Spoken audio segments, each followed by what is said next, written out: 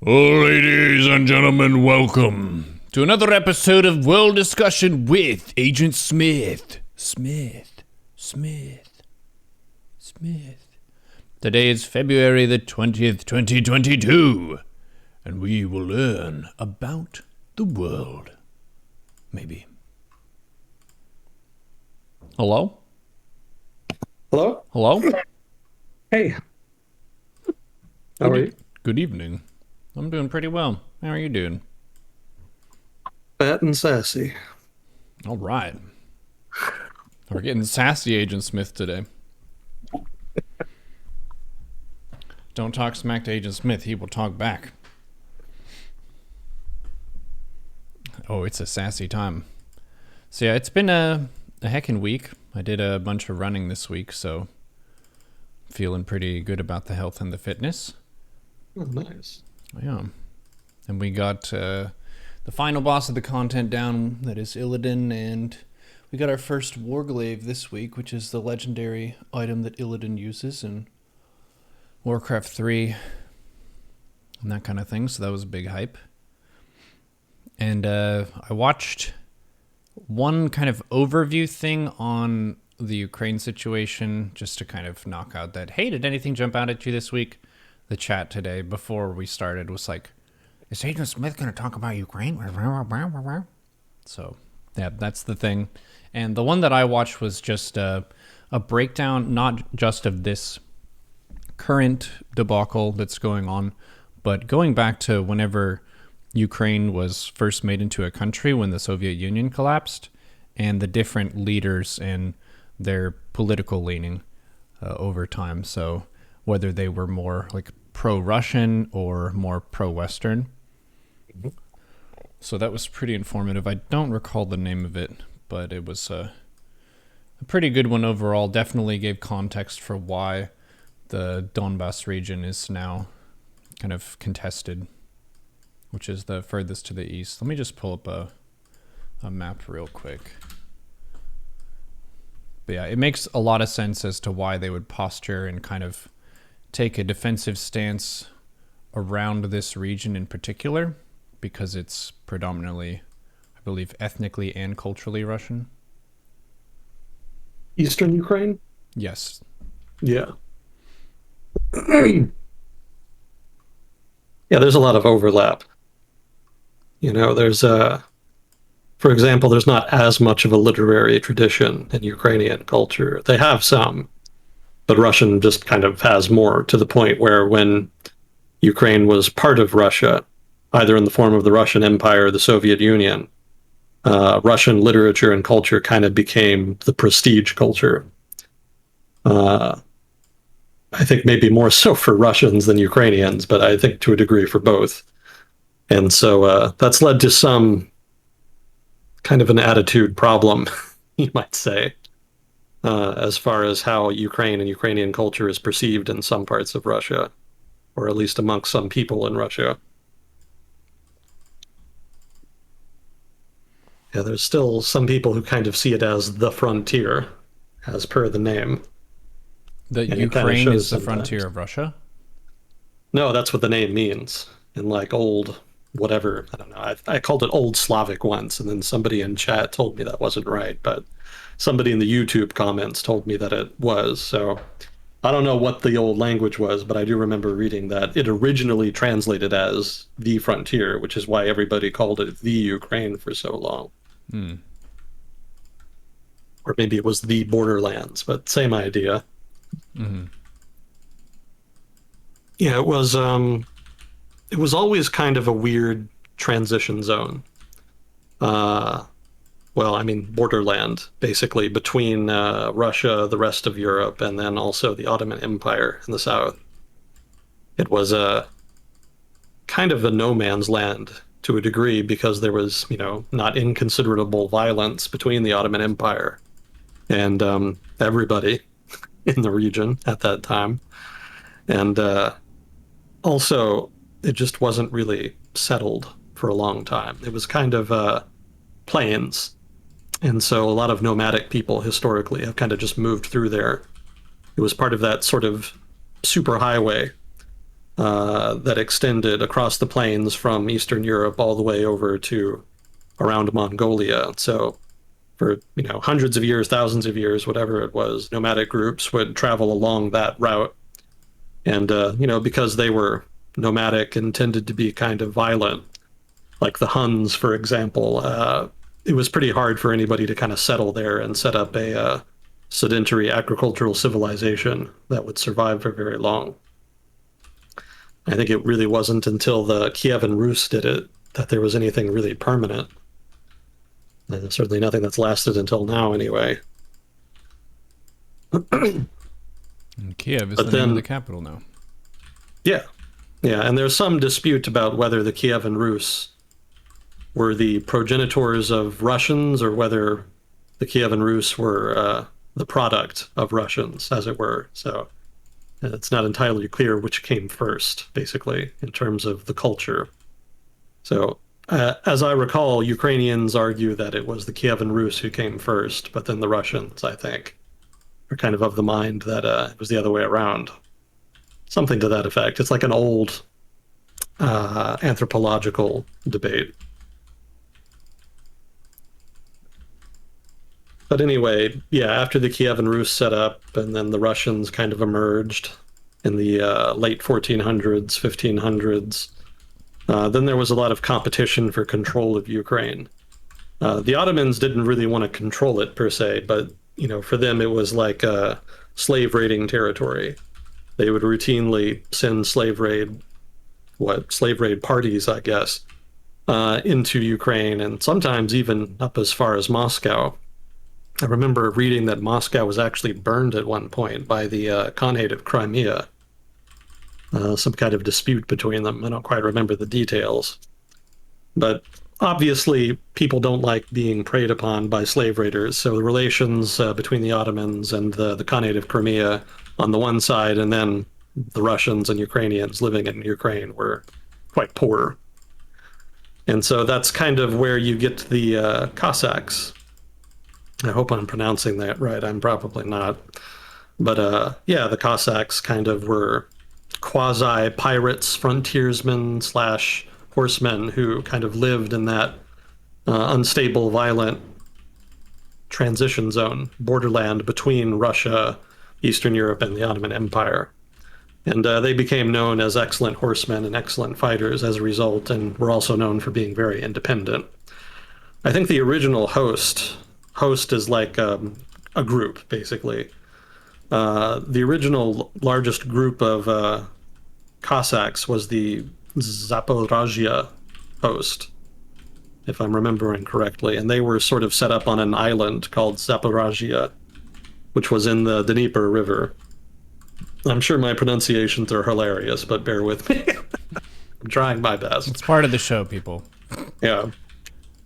Yeah, so there was an island in the Dnieper River, which is the main river in Ukraine. It kind of goes right down the middle, and it's very large.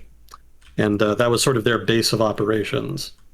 There were some other hosts that were created later, like the Don Cossack host and Orenburg and the Urals and whatnot. But the original was Ukrainian, and they were located in the Dnieper.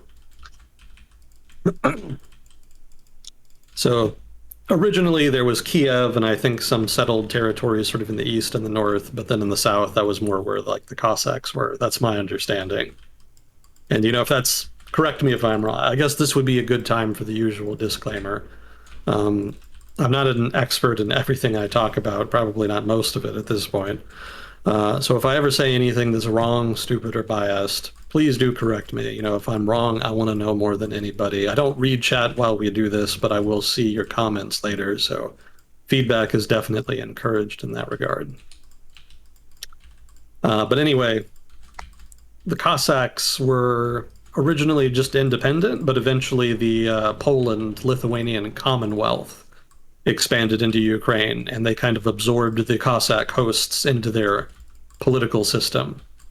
And it was always a little unstable. I mean, Poland's politics at that time were just unstable in general because their political system was so decentralized. They had what they called back then the Golden Freedom, which was a sort of a institutionalized, normalized set of freedoms that were extended to the nobility in Poland. And, they even elected their king. I mean, you couldn't vote unless you were a noble, so it wasn't like, modern elections, but, compared to other absolute monarchies at the time, it was relatively open and not quite so despotic. But because of that, it made the political system there very vulnerable to foreign interference, and people who didn't want their taxes to go up or who wanted this, that, or the other policy found it pretty easy to disrupt government as usual in order to try to hold the government hostage to get what they wanted. So that eventually led to the decline and eventually, much later on, the dissolution of the Polish-Lithuanian Commonwealth. But that's a whole other story. At this time, they were pretty powerful. I'm talking like 1400s, 1500s, into the 1600s. So at that time, they were a power in Europe. And Ukraine and its Cossacks were sort of part of that. So what happened in the late 1600s is that the Russian Empire started to make inroads. And what they did I want to say like around 1660, is that they basically allied with a local atman, which is basically like, I think, headman, basically a leader of one of the local hosts in Ukraine. And I think he had originally been up for the position of leader of all Cossacks in Ukraine, like whatever the largest host was. But eventually it was given to somebody else, and he was pretty upset about that. So he ended up basically taking people who was loyal to him and started working with Russia to try to destabilize Ukraine and start uprisings. I think he started something that was called the Khmelnytsky uprising, something to that effect. It's been a long time since I've read about it, but that sort of was part and parcel of a period of wars and revolutions and whatnot that really damaged the Polish-Lithuanian Commonwealth. And so I think the Poles call it the deluge, this period of history I'm talking about, because it went very badly. At one point, pretty much the eastern half of the country was occupied by Russians and the western half was occupied by Swedes, as I recall. So it was not going well, suffice to say. So as a result of that, as a result of Polish weakness, the Russian Empire was able to basically install their favorite guy as the most powerful Cossack in Ukraine, and was able to therefore annex what was called Left Bank Ukraine, which is actually Eastern Ukraine. And, they were able to get the rest of Ukraine kind of later on, more in the 1700s, but 1600s was the first time that they'd really gotten any of it to be officially part of the empire on any permanent basis. And after that, it was pretty much just continual expansion. Russia's always been pretty expansionist, but in particular so in the 1700s under Peter the Great and Catherine the Great. Peter the Great found it, I think, pretty difficult to expand into Europe. I don't recall Russia really getting a lot of territory in the early 1700s. But Catherine the Great definitely absorbed a lot of territory, especially former Ottoman territory. It was actually Catherine that was able to seize the Crimea away from the Khanate of Crimea and their Ottoman sponsors. So I think it was especially Catherine who kind of created this idea of Novorossiya, which is, I hope anyway, that's how it's pronounced, New Russia, which is what Eastern Ukraine, if not Ukraine as a whole, was referred to as during that time. And there was a whole bunch of Russian colonists that moved there as a result, and it kind of shaped the demography in Eastern Ukraine correspondingly. And I think for a while after that, things were pretty quiet until you get to, as far as I know, again, I'm not an expert on it, but I think the next big event was World War I, which was immensely disruptive for, pretty much everybody. But in Ukraine in particular, because Ukraine was conquered by the Germans, under somewhat weird circumstances. The Bolsheviks seized power in Russia in, technically, I think it was actually November, something like that. It's the October Revolution, but they used the Julian calendar, so it's actually like a month earlier or later or something. But anyway, the Bolsheviks seized power, and they kind of assumed that once communists in the rest of Europe saw that communists had successfully seized control of a major empire, that being Russia, then obviously they would rise up and overthrow their governments, and there would be a proletarian revolution across Europe, and then they would all unite as part of a common European Grand Soviet. And in particular, they believed that they wouldn't have to fight the German army, because obviously the soldiers of the German army, being proletariat themselves, would not want to fight the communists in Russia, and would instead turn on their officers and would join the Soviet Union, or at least not fight them. So, I mean, obviously all of this is like ideological bullshit, and none of it worked out. You know, instead of the German soldiers turning on their officers, they obeyed the command to move forward, and the German armies were able to seize vast swaths of Western Russia, and that resulted directly in the Treaty of Brest-Litovsk. And, you know, if you Google image search Treaty of Brest-Litovsk, you'll see right away just how much territory Russia had to give up as a result. But included in that was pretty much all of Ukraine. And so the Germans created a provisional government in order to govern it. They also created provisional governments for Poland and then the Baltic states as well. But I don't know as much about them. But in Ukraine, they tried to set up a provisional government so that they could extract resources. Because, you know, Germany during World War I was under blockade that was put in place by the Royal Navy. And so they found it very difficult to stay supplied, especially in the later stages of the war. So having seized big chunks of Eastern Europe from the Russian Empire / Soviet Union at this point, they were very eager to try to extract as many resources as they could in order to make up for the shortages caused by the blockade. They were never really able to do much. You know, the logistics were just very difficult. I mean, if you've studied the Eastern Front in World War II, you know that logistics were a big factor, but those challenges were only, you know, worse in World War I. There was even less infrastructure then. So the Germans were never able to get much, you know, wheat or anything else before they ended up having to sign the armistice, which would later lead to the Treaty of Versailles in 1919. But for a while there was a sort of German puppet government in Ukraine. And eventually what happened is that it pretty much just collapsed once the Germans pulled out of Ukraine, more or less as part of the armistice. You know, they just didn't have the resources to keep it up. And I think one of the conditions that was imposed on them is that they had to give it up. So after that, the provisional government collapsed, and then there was a new Ukrainian nationalist government, which tried to set up like an ethnic Ukrainian nationalist state. And I think that never really went anywhere because there was just so much chaos in Ukraine at that time. I think I think even more organized than that was the Ruthenian Ukrainian government that was created in Ukrainian territory that had been part of the Austro-Hungarian Empire, which had been immediately to the west of the Russian Empire. So they ended up fighting a rather bitter war against Polish nationalists to see whether their territory would be a part of Poland or a part of a new Ukrainian state. I would point out here as a side note, these sort of ethnic wars over territory were very common in Eastern Europe in the later stages of World War I, and then in the immediate aftermath. There was a lot of violence, to put it mildly, in Eastern Europe, not least of which was the Russian Civil War, but you know, also in and around Poland, the Baltics, Ukraine, etc. It was all pretty violent. So this was the manifestation of that as relevant to Ukraine. But anyway, the principal direction Ukraine took after that was just anarchy. And in fact, anarchy may well have been the most popular ideology, so to speak, at the time. The Bolsheviks were temporarily in control, I think particularly in Kiev, which had more, you know, workers and whatnot that were sympathetic to Bolshevism. But eventually they were ejected by the White armies. I think specifically the one under General Denikin that had been set up in the Caucasus.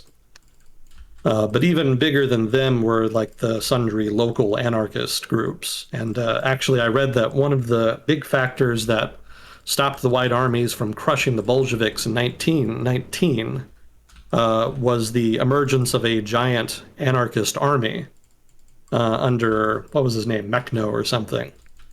I think it was called the Black Army.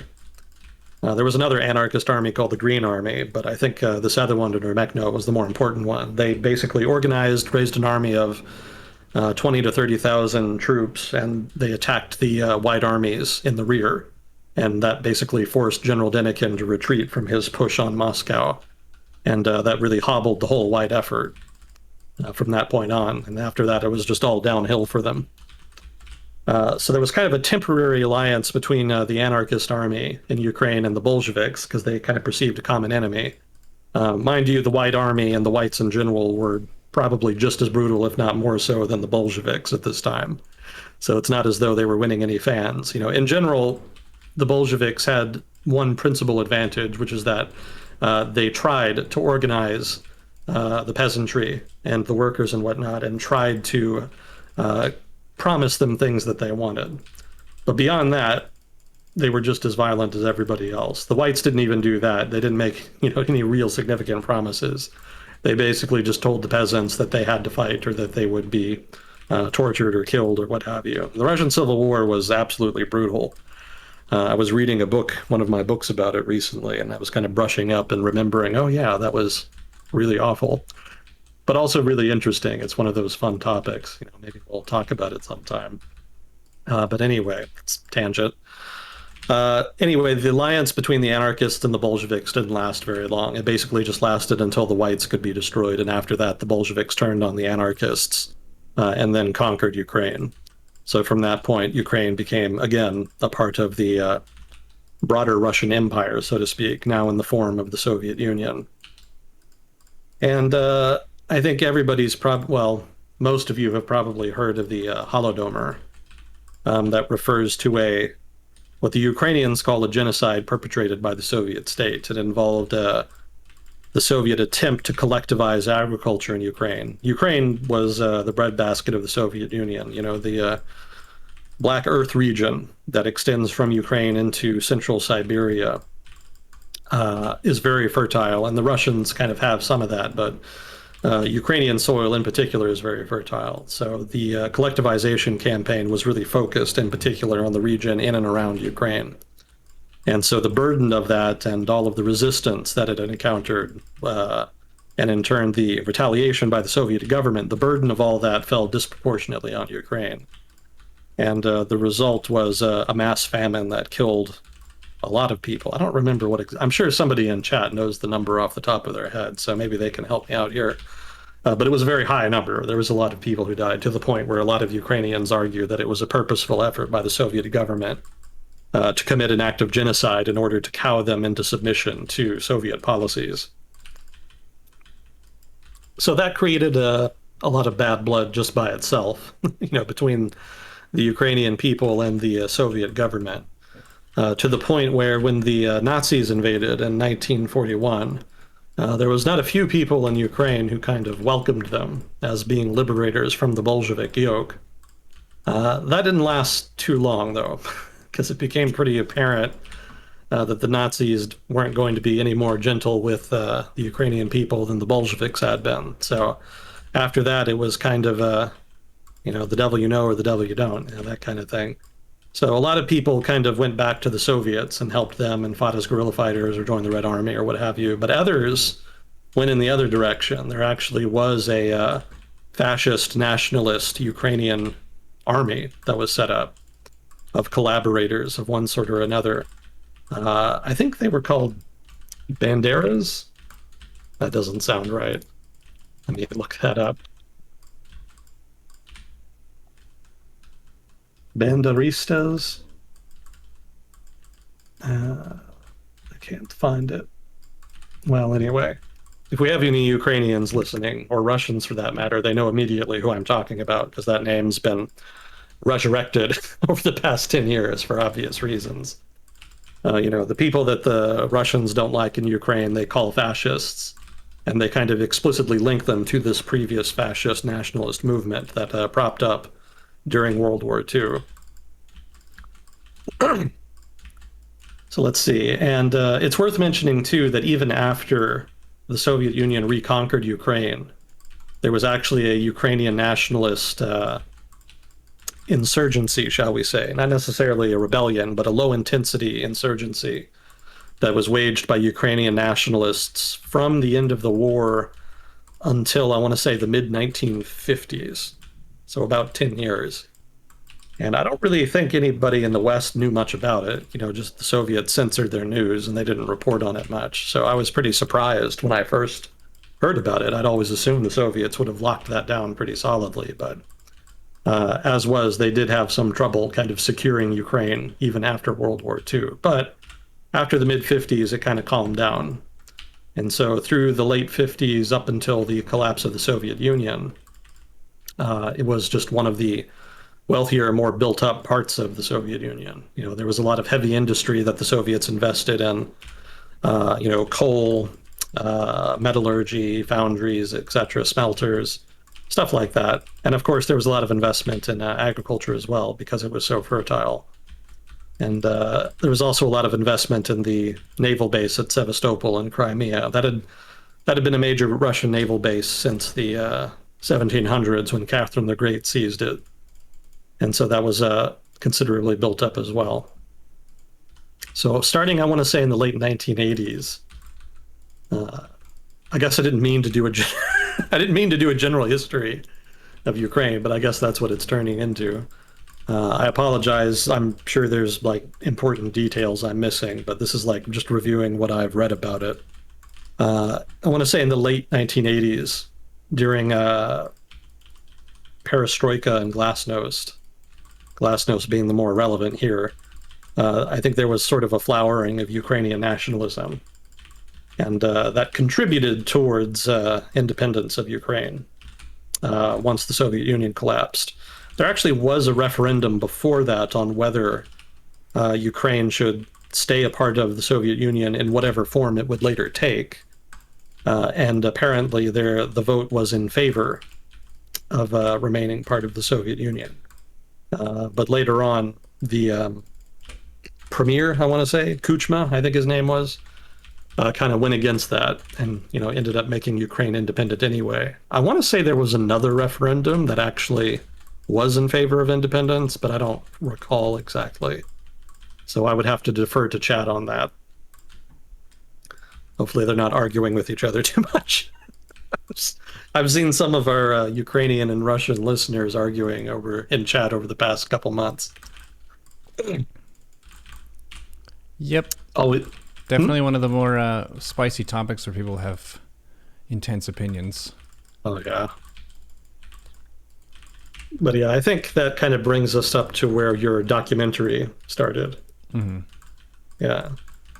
So you had the Kuchma presidency once Ukraine became independent. I guess it's worth pointing out, too, that Ukraine had something like 50 nuclear weapons that the Soviets had deployed there. And so there was some question about what Ukraine would do about them. So some of our realist international relations scholars suggest that they should have kept them and used them as a deterrent against any potential aggression. But at the same time, I've also read that that wasn't very realistic. Apparently, the expertise and expense of maintaining and keeping those nuclear weapons would have been prohibitive. Basically, they just would have been too expensive for the Ukrainian government to afford in the 1990s. So it would not have really been practical, even if they'd really wanted to keep them. But as was, they didn't, and there was a lot of pressure for them to give them up as well. So that's another factor to consider. There was also a treaty signed between Ukraine, the United States, and Russia in which Ukraine's territorial integrity was guaranteed, and in which all parties signatory to the agreement agreed to aid Ukraine if there had been or would be a violation of the nation's territorial integrity. And that agreement gets brought up a lot, especially by Ukrainians, who argue that the United States in particular, if not the West generally, has an obligation to defend Ukraine. The counter-argument there is that the agreement doesn't actually specify that the West or the United States has to explicitly defend Ukraine militarily. It just says that they have to basically consider action. And technically, the United States has considered action. It's just decided not to take any, at least not much of substance. It was always meant to be a kind of weak, ambiguous agreement in that sense. So that was never really going to save Ukraine in the event of a possible foreign invasion. You don't have to come save us, but you do have to think about it for 5 minutes. Yeah. So I think Ukraine was just kind of poor and discombobulated. There was a lot of the Soviet Union in general was not in a great state economically in the 1980s, and so a lot of that bled into the 1990s.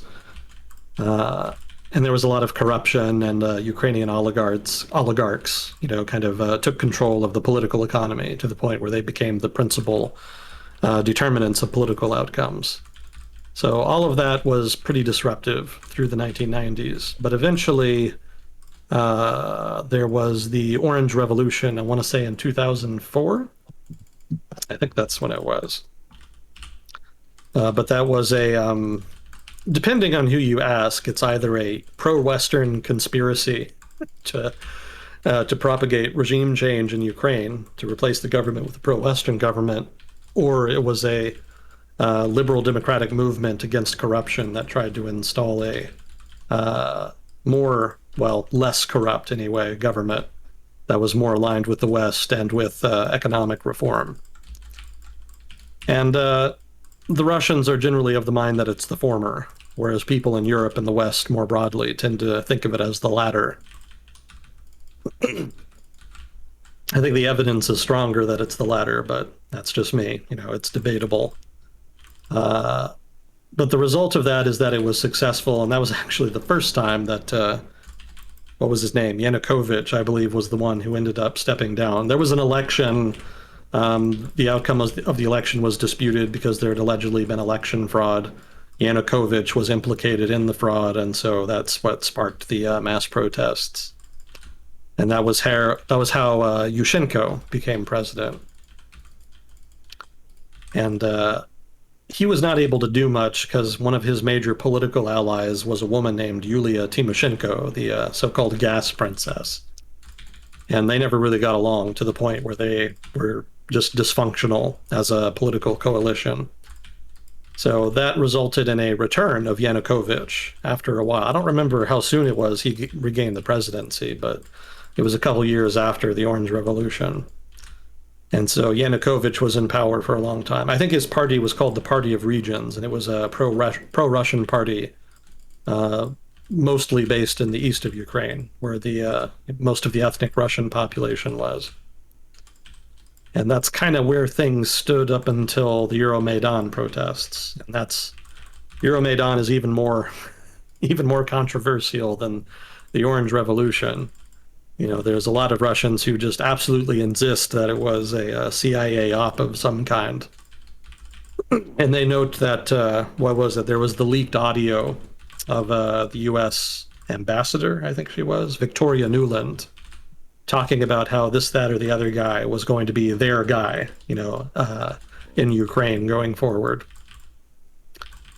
And then, let's see, and then they also noted that there was a lot of violence committed by far-right fascists who joined the protests, which is true.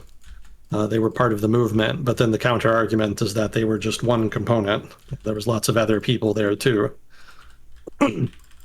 Yeah, there's a whole debate about it. It's been ongoing, basically, since 2014, and there's been no real consensus. But I think after Euromaidan, you get the Russian intervention in Crimea and eastern Ukraine, and I think everybody's pretty up to date on events since then. That pretty much brings us up to the modern period.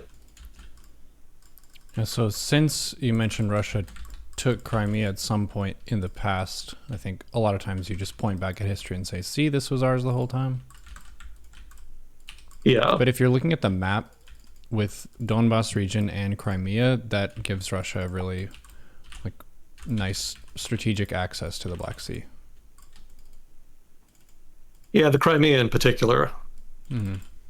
Yeah, I would go so far as to argue the Crimea is pretty much the only thing they really need if they're really just worried about access to the Black Sea. Even if they didn't have it, they'd probably be fine. I mean, before the whole Crimean intervention happened, the Russian government was investing a lot of money to build up a naval base in, I think it was Rostov? Basically in the where the Caucasus meets, where the Russian Caucasus meets the Black Sea. They were building up a big naval base there. They were spending a lot of resources around the same time that they were building up Sochi for the Winter Olympics. So they probably would have been fine even without it. It's not as though the Ukrainians would have really been able to stop them from, traversing the Kerch Strait there, which separates that area from the broader Black Sea. But regardless, now they have Crimea, and I doubt they're going to give it up. So their secure access to the Black Sea is pretty much assured at this point. Odessa and Mariupol, I guess those would be useful, but I don't think they really need them. They've never really been, I think, military bases of any kind, at least not that I'm aware of. Certainly not naval.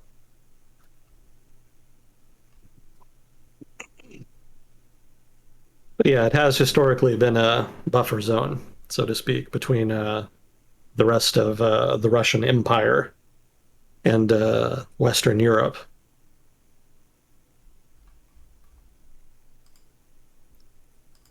But I think it's not really about security at the end of the day for Moscow. And I've mentioned this before, and I know some of the guys in chat disagree with this, but I would still argue that Russia's principal interest is not really NATO per se. I mean, they definitely don't want Ukraine to be a part of NATO, and that is a major objective, but I think maintaining Ukraine as part of the so-called Russian world, the Russian sphere of influence, is kind of more important in terms of Russia's grand strategy. Not only in the sense that Ukraine should be, at least neutral, if not also an active part of Russia's security architecture, but also that Ukraine should be a part of the Russian economic sphere of influence. Keep in mind that back in the Euromaidan protests, the thing that sparked the protests was the Ukrainian government under Yanukovych withdrawing from an association agreement with the European Union, which was not a national security agreement. It was purely economic, and it just involved Ukraine striving to reach certain preconditions involving rule of law, an independent judiciary and whatnot, in order to gain greater access to the European market and maybe even join the European Union someday. So that agreement and the breaking thereof, I think, is kind of more important, strategically speaking, to the current circumstances, because I really think Moscow would prefer to have privileged access to Ukraine's market and to reestablish supply chains that Ukrainian manufacturers had been a part of. Specifically Russian supply chains. There's a number of military manufacturers, especially in eastern Ukraine, that had been important suppliers to the Russian military. So even if Russia has since found alternatives or has developed alternatives, I think they would prefer to reestablish those old links for economic reasons, but also so they could have economic influence within Ukraine.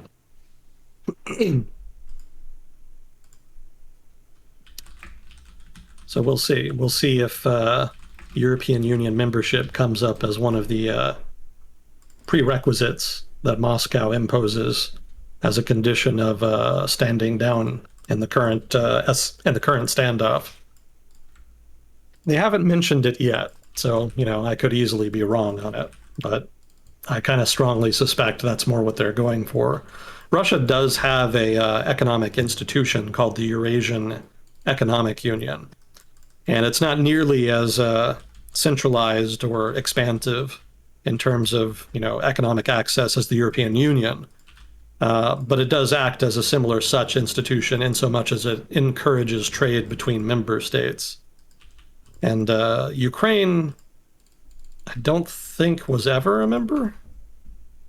Or if they were, they pulled out of it later on. I don't remember exactly what the sequence of events was. Maybe we've got some people in chat who know better. But I think the Russian government, years ago, back in like 2013, 14, 15, around the Euromaidan crisis, was pretty vocal about the fact that they wanted Ukraine to join the Eurasian Economic Union. And also, I recall that the Russian government, or a spokesman for the Russian government, made the case that European Union membership was a first step towards NATO membership, which kind of suggested to me that the Russian government and officials therein conflate the two together. They don't really think of them as being separate, really. They think of them as being two sides of the same coin. Which countries are in both in Europe? In both the European Union and NATO? Yeah. A lot. Hmm. There's a lot. It would be easier to list the ones that are not. Which are the Let me ones put it that are like that. not? Yeah, let me see here. Let me open up my trusty world map here. So let's see. Finland is in the European Union, but is not in NATO. Sweden is in the European Union, but is not in NATO. Norway is in NATO, but is not in the European Union. I think they do have some kind of association agreement or free trade agreement with the European Union, but they're not technically a full-on member. Iceland is a member of NATO, but also not a member of the European Union. Let's see. And I think Austria is a member of the European Union, but not NATO. So that's another example. I think those are the main. Well, Ireland. Ireland is in the EU, but is not in NATO. And I think there's maybe some Balkan states that are in NATO but are not in the EU. I always get them mixed up, though. Like, is Albania part of the EU? I think they're a part of NATO, but I don't think they're part of the EU yet. What does NATO do? It's What? it's like a security defense group. It's a mutual defense pact. If one member is attacked, then that's considered an attack on all members, and all members are obligated to defend the aggrieved member. Hmm. So it is a military alliance, but it's mostly a defensive one. They generally don't go out and start shit, generally. Mm-hmm. It was kind of an institution in search of a mission after the collapse of the Soviet Union, which is a fact that a lot of Russians point out very fervently when they criticize NATO. You know, why does NATO continue to exist even though the Soviet Union collapsed? Well, obviously it must be directed at Russia. Mm-hmm. But the counter argument there is that it wasn't really directed at anybody. It just kind of carried on its own momentum. I mean, if you've ever studied bureaucracies, you know that they just kind of don't die. They just kind of have their own momentum, even if they don't have any purpose. It's very rare and difficult to unwind a large bureaucracy. And so NATO kind of qualified. You know, it had this a lot of capabilities that had been built up over time. And there weren't really any politicians that kind of wanted to get rid of them. You know, there was a sense that having built up NATO, we should use it for something. But nobody really had any good ideas as to what that something would be. So NATO through the 1990s was kind of aimless. It just sort of existed for the sake of existing. I think there was some activity like in the Balkans during the Yugoslav civil wars. And, that was pretty much it. I think it kind of got a new lease on life to a degree with the war on terror after 9/11. So then that was actually the first time that Article 5 of the NATO Charter had actually been activated. You know, the United States said that it had been attacked, and all of the other member states recognized it and agreed to help the United States. But the trouble, of course, is that it was a terrorist attack, not a country attacking them. So there wasn't really a whole lot for NATO to do necessarily. Right, they couldn't really declare war on the terrorists. Yeah. So they ended up just contributing troops and resources to the mission in Afghanistan. But a lot of what they did was more sort of peacekeeper type stuff. I mean, there were some troops like the French troops, British troops, and a couple other countries that allowed their troops to engage in, what would you say, offensive operations, if you like. But there was also countries like Germany, where they put a lot of restrictions on what their troops could do. And a lot of countries just didn't have enough resources to send a lot of people over. So they ended up sending more token forces or civilian assistance forces of one sort or another. So NATO was in Afghanistan for a long time, pretty much up until just recently, when the collapse happened. But terrorism and counterterrorism was thought to be a potential mission for NATO at that point, and Afghanistan was sort of the prime example. But around 2008, with the war in Georgia, which, to be fair to the Russians, was started by Georgia, you can't really blame them for, invading after that. But after the Georgian War, there was a sense in Europe that maybe Russia was kind of moving in a different direction. Through the 90s and early aughts, Russia had kind of more or less been pro-Western to varying degrees. But there really had not been much progress on integrating Russia with Western institutions, be they economic or political. And after 2008, it kind of seemed like Russia was retrenching in on itself, was becoming insular, and was pursuing a more nationalistic, self-interested foreign policy that was not nearly so deferential to Western interests. So as a result of that, there was a sense that NATO should reorient back towards its original status as a conventional mutual defense treaty focused on conventional warfare, as opposed to the unconventional warfare of counterterrorism. And that trend has pretty much been ongoing since then. You can kind of see from 2008 through the present, there's been a clear trend towards focusing on Eastern Europe and Russia.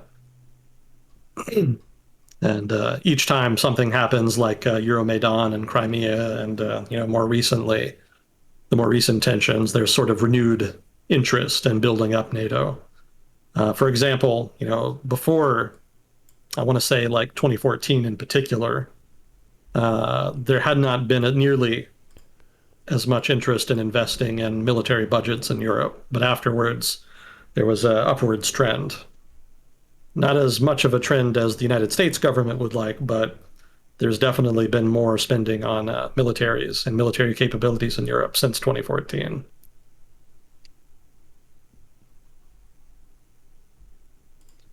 But yeah, that's pretty much what NATO was originally meant for. Well, if you think about it, why would they remove their friendship agreement for defending each other just because one particular enemy to them dissolves? I wouldn't really see why you would discontinue that agreement just because the Soviet Union leaves the playing field. Well, keep in mind that the Russian perspective of NATO has historically been that it's not really a defensive alliance, but rather it's more sort of a Western equivalent to the Warsaw Pact. And so the Warsaw Pact was a mutual defense treaty signed by the Soviet Union and its satellite states in Eastern Europe. And nobody was, nobody suffered the delusion that it was anything other than the Soviet Union dominating its satellite states. So the perspective in Russia and the Soviet Union was that NATO must then be a pact designed by the United States to allow the United States to continue to dominate the affairs, both political and economic, of its satellite states in Western Europe. Mm-hmm. And I don't think that was ever a particularly accurate perspective, but it was one that was widely believed on the part of national security officials in the Soviet Union. And to a degree, that perspective has persisted after the end of the Cold War and continues today amongst the national security actors in Russia's government, in particular the Siloviki. So in that sense, they were aggrieved when NATO did not disband because they kind of assumed that the United States would not have so much of an interest in dominating Europe and maintaining a strong military presence since the Soviet threat was gone. Mm-hmm. So that's more the criticism there.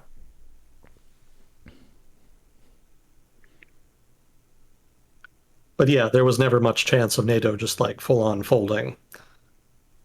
NATO, to kind of touch a little bit on the history of NATO, NATO was not just a mutual defense treaty designed to defend Europe from the Soviet Union. It was also an institution that was designed to keep the United States in Europe and to ensure that Germany never became a threat again. So that was sort of the grander design of the NATO, so to speak. The United States, and specifically the United States public, was very skeptical after World War II of making new security commitments that would involve maintaining a large standing military, and in particular, commitments that would involve promises to defend states in Europe. There was a lot of opposition to that, a lot of skepticism and a lot of isolationist sentiment. So NATO was a mechanism by which to ensure that the United States would agree to maintain those commitments over a long period of time. And I would point out here to get into even more trivia, I guess. Um, NATO's Article 5, that is to say, the Mutual Defense Clause, was originally written much more tightly. It was originally written such that member states would have a hard, concrete commitment to intervene militarily on behalf of a member state that had been attacked. And so that would have been like a legal commitment to actually send military forces and get involved. The United States was okay with that, but the United States also did not want to maintain troops in Europe. And the Europeans were very upset about that because their attitude was that the Soviets could build up military forces in Eastern Europe and then blitz quickly into Western Europe before the United States could mobilize and get troops there in order to stop them. So the Europeans believed that not only to defend Europe, but also to establish a credible deterrent to a potential Soviet invasion, that the United States needed to maintain troops in Europe. So what happened was a compromise. The United States agreed to maintain troops in Europe, but in exchange, Article 5 of the NATO Charter had to be watered down. And so the commitment to defend member states that come under attack is actually not airtight. It does not require military intervention per se. Hypothetically, a member state could do something less than that, or even not come to their aid, and just make token efforts at assistance, and that would technically be in keeping with the treaty. So that pleased a lot of people in the United States that didn't really want to have to make a deep, concrete commitment. And at the same time, it created a kind of tripwire force. It was assumed that if American forces came under attack while they were stationed in Europe, then that would act as the necessary political commitment to get the United States involved in the defense of Europe in the event of a Soviet invasion. Mm.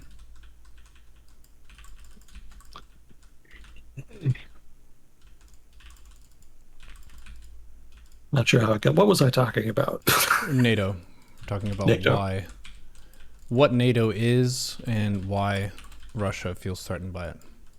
Yeah, I think I was talking about why NATO was not going to fold after the Soviet Union collapsed. Yeah, because you were saying that they were upset that NATO did not fold after it did. Yeah. I was saying, well, it takes a long time to make a treaty agreement like that, so I would think that they would want to benefit from that hard work if they could, should another enemy arise.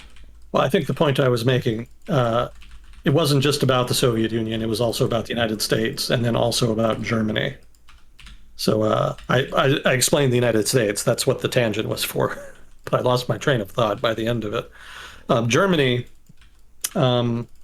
obviously after World War II, everybody and their mother was upset at Germany, but they were also still afraid of Germany, because there was a sense that Germany was an economic dynamo, and that it would be entirely possible for them to recover from the war and potentially be a threat to Europe again. So the idea of having a mutual defense treaty was designed in order to, one, create a credible deterrent to a potential revanchist Germany that might exist in the future.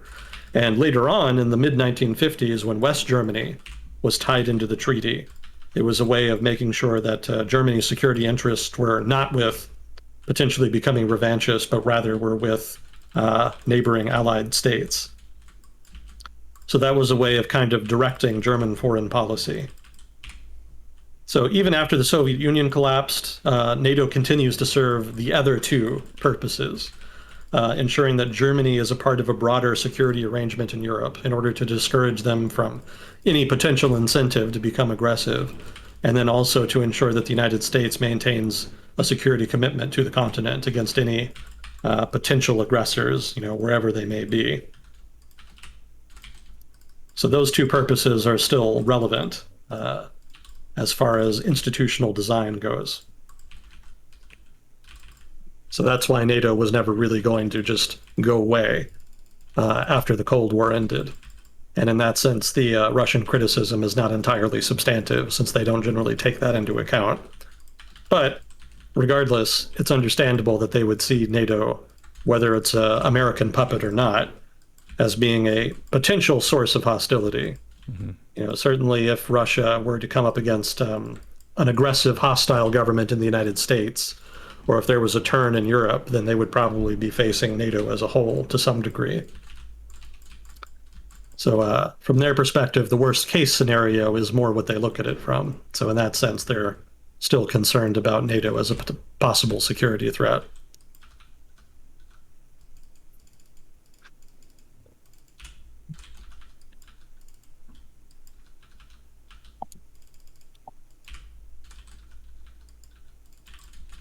A brief look at NATO and Ukraine there.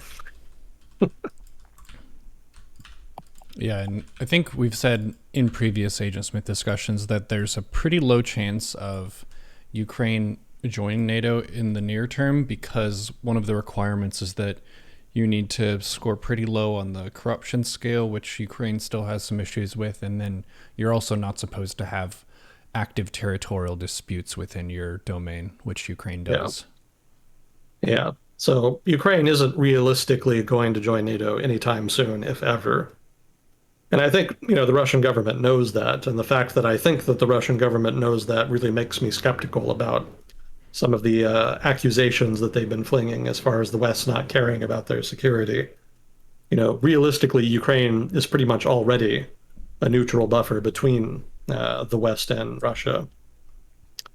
But obviously, a lot of people in Russia disagree with that, in particular, people in the Russian government. So whether that's the prime motive or they have an ulterior motive, obviously they're still interested in influencing Ukraine more than they already have, hence the current crisis.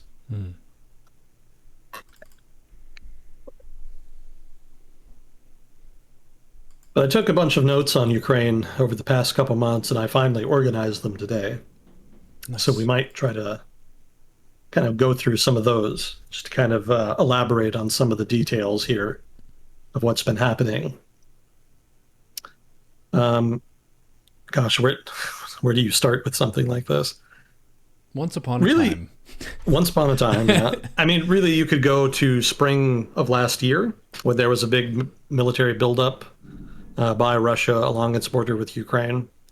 And that was kind of, well, not kind of, but that was in direct response to the Ukrainian government arresting, what was his name? Medvedchuk, I think. Medvedchuk was a oligarch, or at least a very wealthy individual anyway, who was ethnically Russian and had been aligned with Russian interests in Ukraine for a long time. And he owned, I think, a television station on which he broadcast, pro-Russian news and other media and whatnot. And the Ukrainian government cracked down on him and arrested him and took away the TV station, accusing it of being a, propaganda station of a hostile state, pretty much. And because Medvedchuk had been an important actor for Russia within Ukrainian politics, and in turn an important vector through which to influence Ukraine, the Russian government was very upset with that, and they responded with the military buildup. Now, it didn't end up going anywhere. They basically built up and then left, and the whole thing just kind of turned out to be a flash in the pan, and people just kind of moved on. But then starting in fall 2021, the Russians started building up their troops again. And this is when the United States government started making noise about this time being different, that this time the Russian government had bigger plans than just trying to intimidate Ukraine.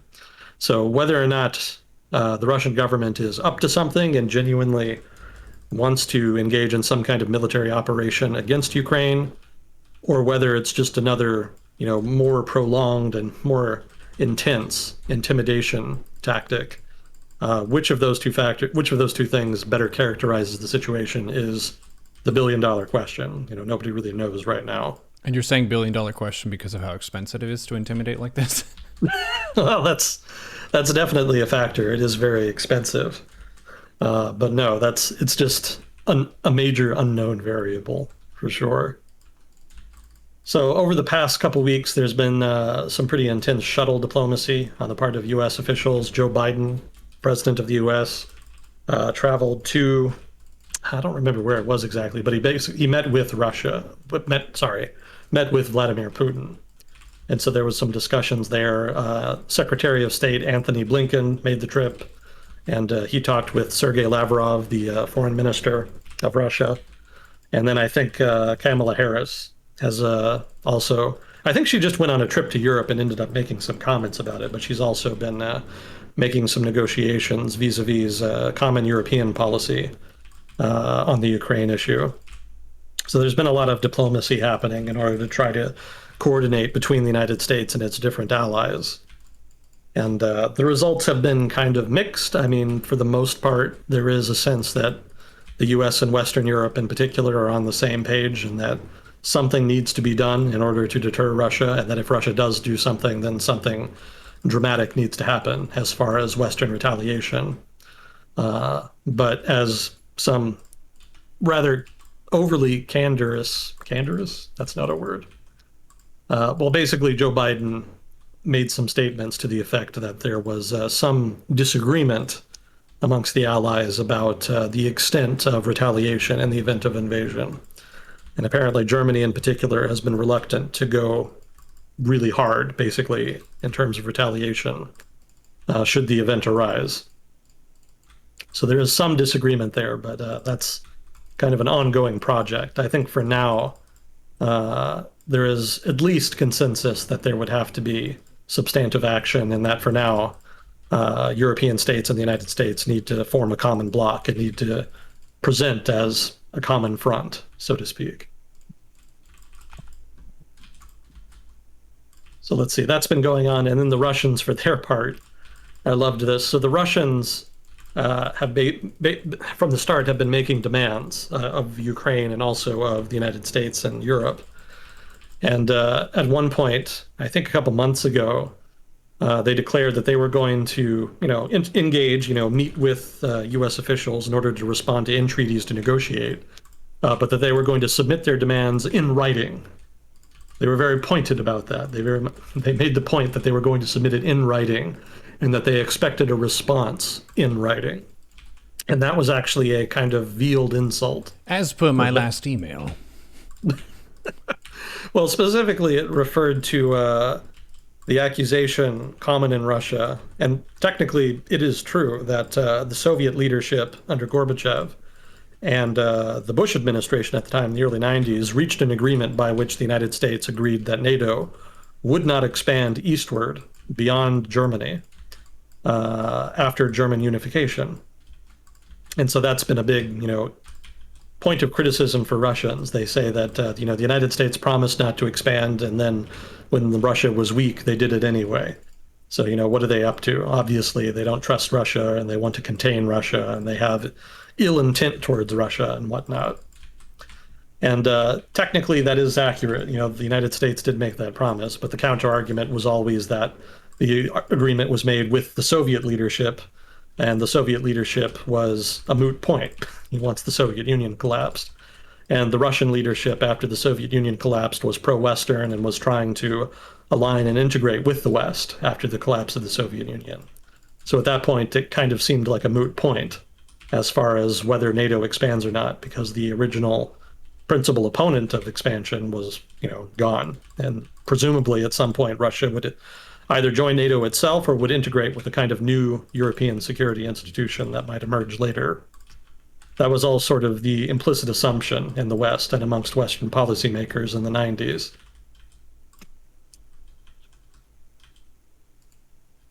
Obviously, Russians feel pretty strongly otherwise, so that's just part of the inherent disagreement there. But yeah, that's this desire for... They're making a written statement and demanding a written statement in response is kind of a reference to that earlier event. Because the agreement made between the Soviet government and the United States was verbal. It was never written in paper. And so the Russians always are basically saying that we don't trust you to make a verbal commitment. We're going to make you make commitments in writing so that we can point to it later and say, see, this is what you agreed to. Mm-hmm. So they did submit their demands in writing, and then the United States kind of dragged its feet responding. I think it took them like a month to respond, and it was broadly suspected they did that on purpose in order to try to buy time, in the hope that they could delay any potential Russian action until the rainy season, the Rasputitsa, when the ground would be too muddy or sufficiently muddy to deter a potential invasion. And when the United States finally did respond, the answer was basically no.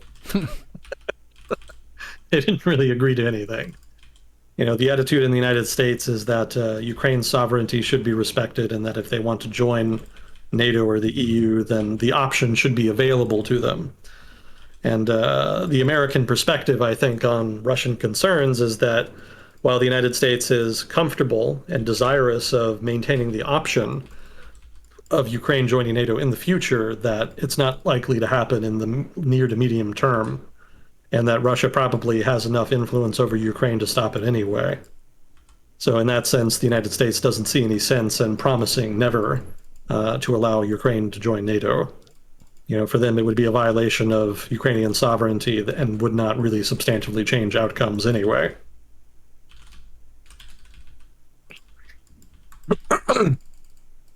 So the diplomacy, in other words, has not really gone anywhere. It's still kind of a standoff at this point. So let's see. So I drew up some factors here as far as different countries and some of the things that they're doing.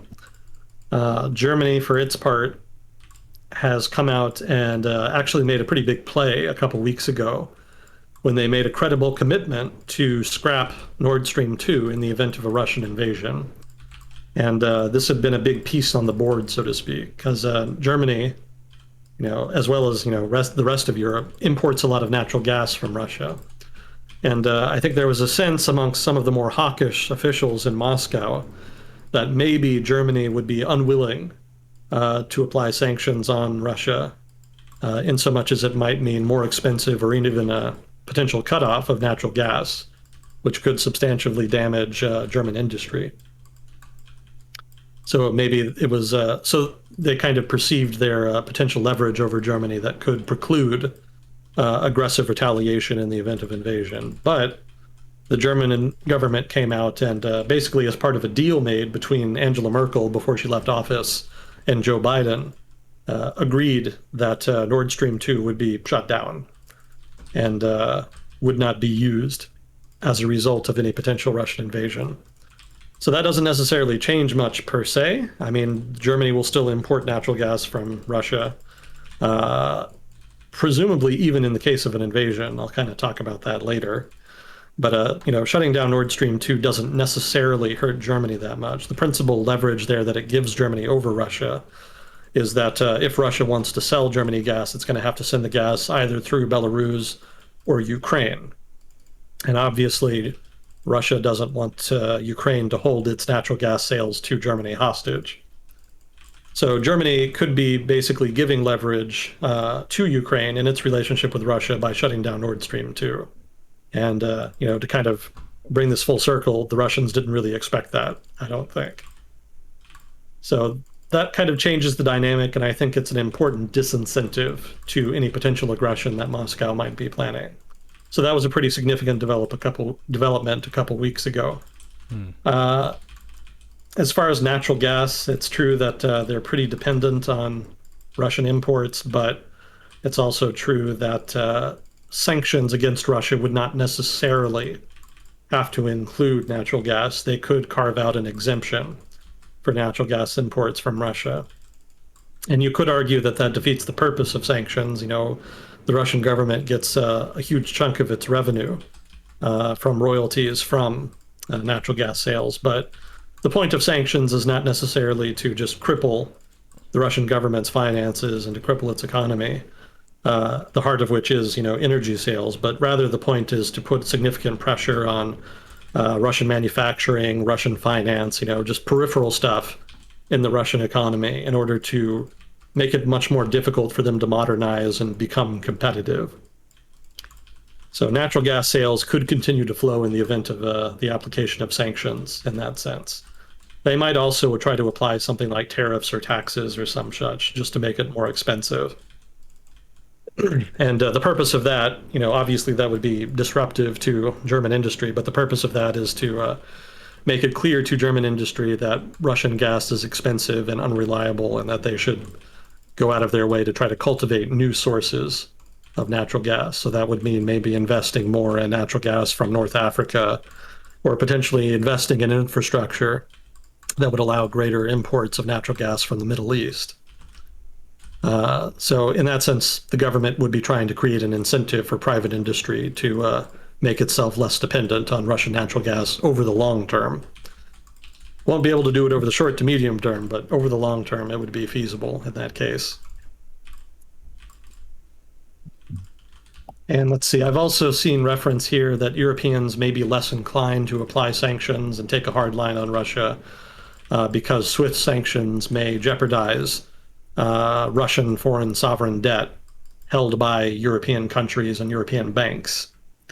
But that's not really a credible deterrent there either, because there's only about, as of April 2021 anyway, in the article I found on this, there was only about $41 billion worth of Russian sovereign debt held outside of Russia. And that includes not only Europe, but just the entire rest of the world. So that's not really that much. So I don't think it would be enough to really jeopardize the balance sheet of a European bank of any kind. Let's see. So the UK has also been making some moves here. They said recently in the past week that they were going to, in the event of a Russian invasion, they would retaliate by basically making it impossible for certain Russian-owned companies to raise finance in London. And I suspect they would have to dig pretty deep because, the Russians, like a lot of people, not just Russians, but big business in general is very good at evading sanctions and, using shell corporations and whatnot to get around laws and stuff. So I think the British government here is actually just trying to make a credible commitment that they would make it as difficult as possible for Russian companies to do that, as well as making it difficult for them to raise finance conventionally. Let's see, they're also going to scrap their wealth visa scheme. So, Russians, especially, very wealthy Russians, like the oligarchs, have really made good use of the ability to just use the fact that they can invest large sums of money at will to gain access to the UK. If you invest a certain amount of money, then you basically automatically get this visa. That's the way it worked. And so there's been a lot of oligarchs and whatnot who have taken advantage of that to create sort of nest eggs for themselves in London. Part nest egg, part escape hatch, in the event they need somewhere to escape to if things go wrong in Russia.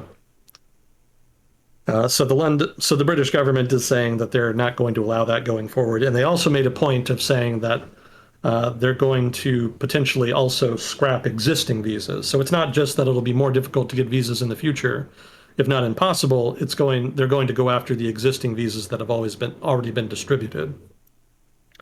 So basically, they're going to cut off wealthy Russians anyway, from London and London finance. So your visa, if it was currently working, would be rendered invalid? And you'd have if you have this particular type of visa, yes. Mm. So that could mark the end of Londongrad, as it's sometimes been derisively called. There's so much Russian money and so many Russians, particularly well-connected Russians in London, that London kind of got the nickname Londongrad for a while. So we'll see what kind of changes that could wreak.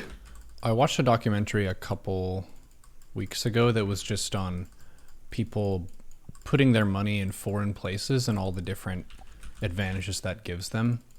And it was mainly focusing on American money from the United States and how if you store that offshore, you can jump through a bunch of hoops and stuff and end up paying way fewer taxes, et cetera, et cetera.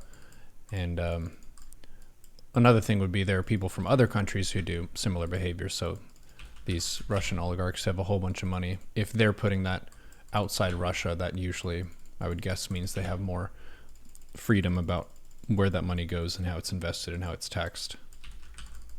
Yeah, part of it is tax evasion, but it's kind of institutionalized tax evasion, because I think everybody in the Russian elite kind of knows that they all do that, and I think the Russian government kind of goes out of its way to avoid dealing with it. They kind of tacitly allow it as part of the quid pro quo between Putin and Putin's government and the oligarchs in Russia. So government insiders within Putin's government do the same thing. So I think it's just understood that that's a thing that elites, political and economic, in Russia do, and that it's just sort of normalized. It's not technically legal, but it has been normalized to the point where the government never really takes action against it. Mm-hmm. But yeah, they, in that sense, it's not necessarily illegal. It's just a way of siphoning funds out of Russia, which all parties in Russia. Putin, pro-Putin, anti-Putin, any kind of oligarch you can think. There's not that many anti-Putin oligarchs at this point. There's pretty much zero. But, all political factions, let's put it like that, within Russian politics, all of them try to get their money out of Russia because none of them know whether or not they're going to be on the outside looking in, so to speak, of Russian politics in the near to medium term. Mm-hmm. So in that sense, it's a way to kind of preserve your wealth. If somebody goes after you or you fall out of favor or just something happens, then you'll have that money safely outside of the country and you'll be able to live off of it. So, even the most pro-Putin people do that because they don't know what's going to happen either entirely. Mm-hmm. But I would also point out that it's not just London that handles Russian finance. There's also a lot of money that passes through Cyprus. Cyprus Cyprus has an economy that encompasses other things as well, but a big part of economic growth in Cyprus over the past couple decades has come from setting itself up as a sort of offshore outpost of Russian finance. And, you kind of particularly saw that after, what was it? Was it after 2008 or 2014? I don't quite remember. I want to say it was after 2008 with the big financial crisis. There was a lot of money, Russian money, that was kind of at stake in Cyprus as a result of all the financial difficulties. But after 2014, certainly Cyprus came in for special attention as far as sanctions targeting Russia, since so much of the money that moved through Cyprus's financial sector just came from there. So I imagine that's still true today, which means that Cyprus would probably be a major front, so to speak, of any economic retaliation that Europe took against Russia. So you can keep your eye on London and Cyprus as far as economic sanctions that may be applied in future.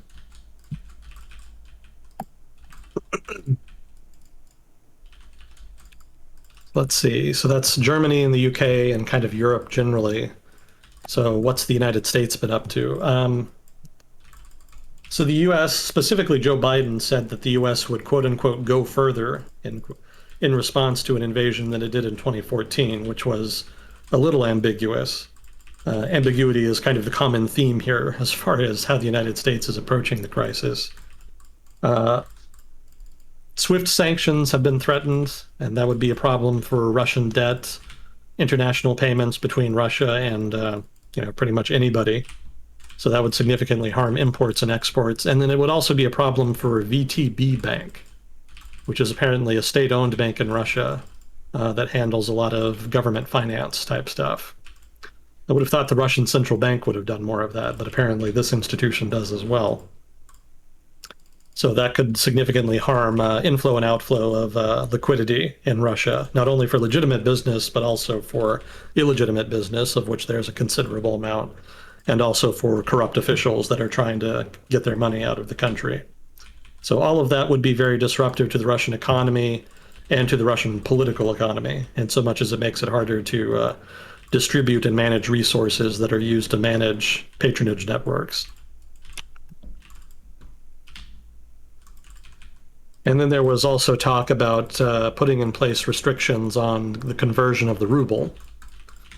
And if you don't know what that means, whenever you buy something that's priced in another currency, you have to convert the money first. If you have dollars and you need to buy something with euros, if you're doing it online, it could be done just automatically. But, if you're actually in the country in question, you'll have to convert your currency over. So in order to do that, the currency has to be convertible. And so what the United States is threatening here is to make it difficult, if not impossible, to convert rubles outside of Russia, or at least in certain countries that participate in implementing these kinds of restrictions. So assuming that the United States and Western Europe were to both do this, given how economically important both of those entities are, this would probably result in a significant devaluation of the ruble. It would not really be completely impossible to convert the ruble. There would be ways to do it. There would be black markets for it, at least, if not also some firms that cheated basically the sanctions and tried to offer services that got around it. But even if it would still technically be possible, it would be difficult to do in a formal legal setting. And so being denied access to the formal market, that alone would be quite sufficient to significantly devalue the ruble and create economic difficulties. The U.S. has promised arms for Ukraine. That's already been happening. The United States and Britain in particular have been sending arms shipments to Ukraine in order to try to help them build up their inventory. Germany's been a little cagey about it. They haven't been allowing those shipments to fly over their territory, which has kind of brought them under some criticism from Ukrainians. But Germany is still kind of trying to play the good cop here, so to speak. So they're trying to be a little less aggressive so that they can be the interlocutor between Russia and the West. Let's see. There's also been a deployment of U.S. and NATO troops to countries nearby Ukraine, particularly the Baltics. That's not really meant to deter Russia per se. It is meant to deter them a little bit, but really it's mostly meant to try to reassure NATO members in Eastern Europe. The Baltic states in particular have been very paranoid about potential Russian aggression for a long time, pretty much since the collapse of the Soviet Union, but in particular since 2014. And given NATO's relatively low profile in the Baltic states really wanted and appreciated the deployment of a greater number of NATO troops there in order to try to establish a credible deterrent and defense. If you're wondering why the Baltic states are so afraid of Russia, other than, well, there's historical reasons and there's geographical reasons. The historical reason is that the Baltic states have been a part of the Russian Empire for a long time. I think they were, 200 years, thereabouts? Probably the Great Northern War is when they first started taking territory there. So let's say early 1700s to 1919, 1918, around there. So about 200 some years. So they were a part of the Russian Empire for 200 some years, and for most of that, it wasn't that bad, really. But sort of in the latter stages, the Russian Empire started to become much more assimilationist. They started trying to assimilate local populations and ethnic groups into the Russian ethnicity, which created a lot of discontent, to put it mildly. So then for the 20 years in the interwar years between World War I and World War II, the Baltic states were independent, but then famously they were annexed into the Soviet Union forcibly, very much against their will. If you're not familiar with that episode, that happened after Poland was partitioned between the Soviet Union and Nazi Germany. And one of the things that happened between the invasion of Poland and the German invasion of the Soviet Union in June 41 was that the Soviets expanded into a bunch of territories that had been a part of the Russian Empire but had since slipped away, mostly as a result of the Treaty of Brest-Litovsk back in 1918. So the Baltic states were among the targeted nations, and what they did is that they had the communists, not even that, they just sent their army in, basically. And it was just sort of a fait accompli. And then later on, communists in the Baltic states requested, quote unquote, that the Baltic states be allowed, quote unquote, to become parts of the Soviet Union. And of course, the Soviet Union, being the magnanimous entity that it was, honored that request and graciously absorbed them into the Soviet Union. So that resulted in the Red Terror of that period of history being expanded into the Baltic states, and they didn't much like that either, also, to put it mildly. So then, of course, the Germans invaded, and a lot of people in the Baltics were pretty happy to have the Bolsheviks out, but then the Germans were really brutal and murdered Jews and communists and suspected communists alike. So that created some problems, and then the Soviets came back, and then they murdered people who were collaborators. Again, Eastern Europe in the early 20th century, pretty rough neighborhood. It was pretty violent. So the Baltics, after World War II, actually did pretty well. I remember reading that the Baltics were actually the wealthiest part of the Soviet Union, and that people in the Soviet Union kind of saw them as being the most European part of the Soviet Union, in so much as they had better infrastructure and the architecture was more Western and etc.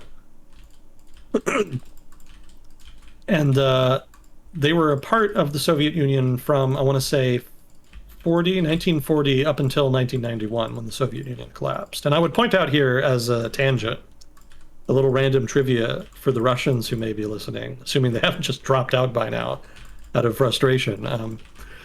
The Baltic states were never recognized as a part of the Soviet Union by the United States government.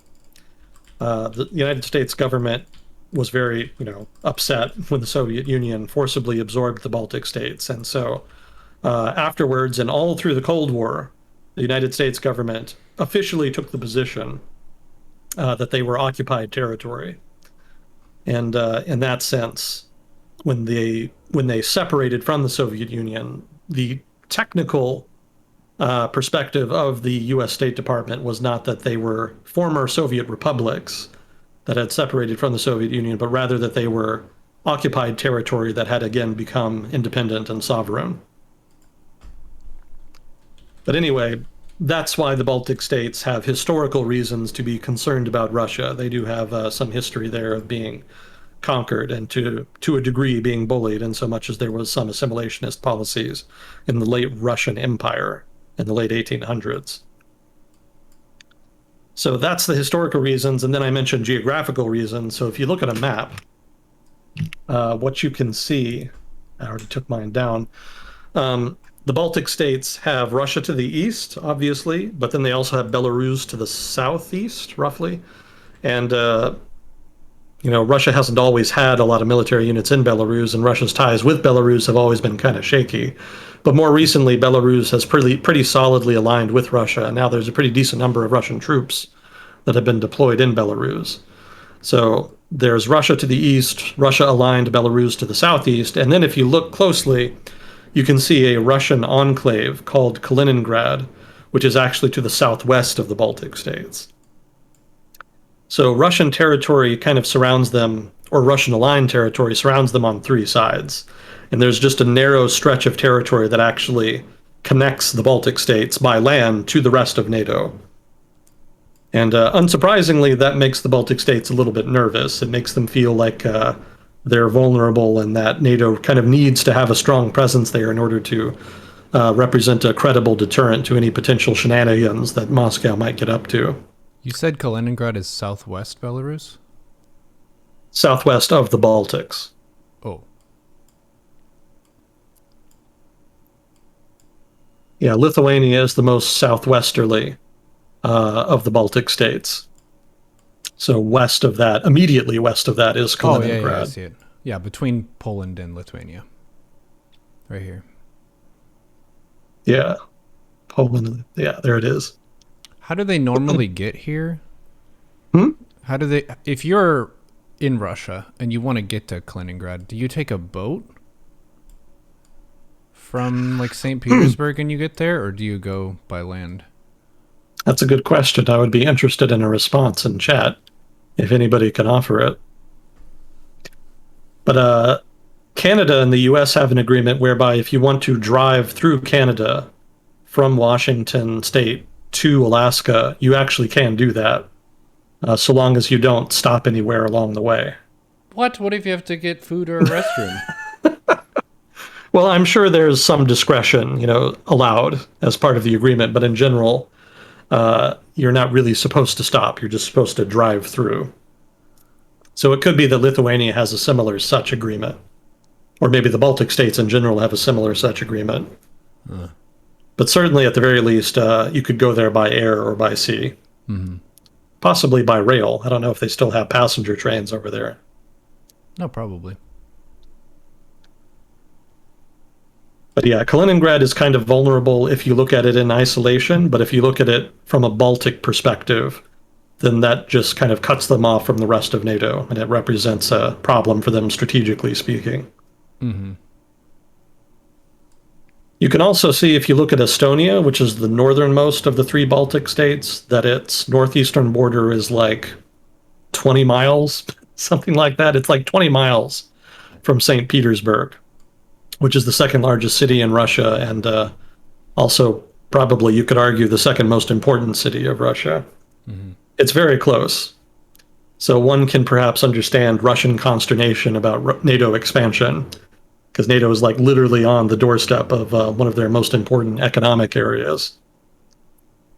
Estonia is part of NATO? Oh, yeah. All three of the Baltic states are. Hmm. Yeah, they kind of knew it would be controversial in Russia for them to join NATO, and Russia pressured them in the 1990s not to do so. But all three republics were very much of the mind that at some point in the future, Russia's going to be a problem for them again, and that they needed security. And so all three republics pushed very hard to join NATO as soon as possible. And they ended up joining, I think, in 2004.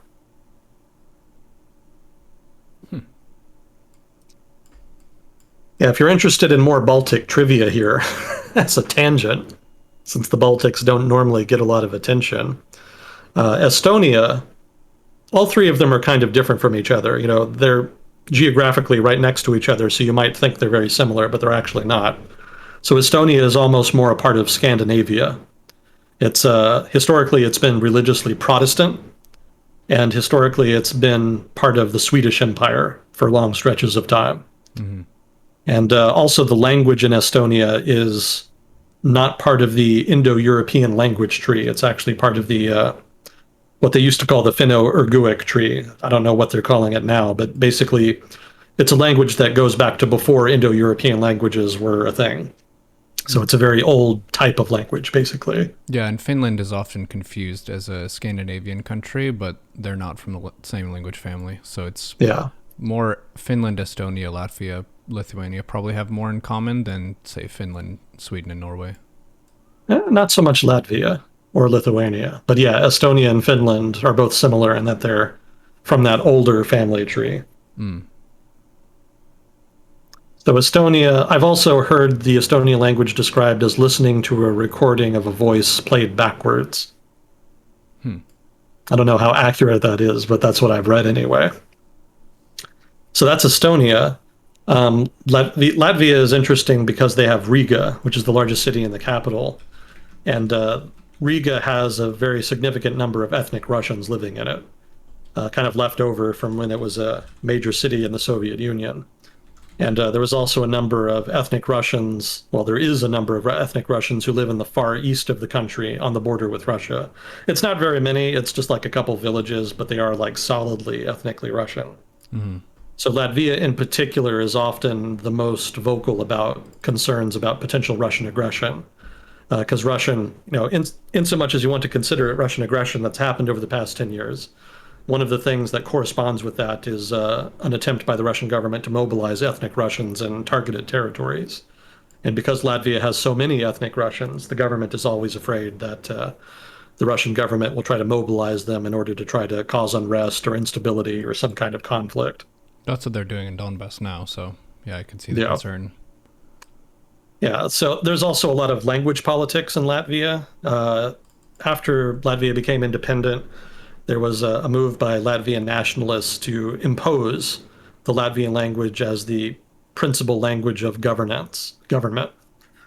And a lot of Russians, and really the middle class in general in Latvia, was largely Russian speaking. And so a lot of Russians felt kind of discriminated against because they felt like they were being targeted, which is, a pretty fair criticism in the grand scheme of things. A lot of Russians ended up leaving, actually, as a result of that.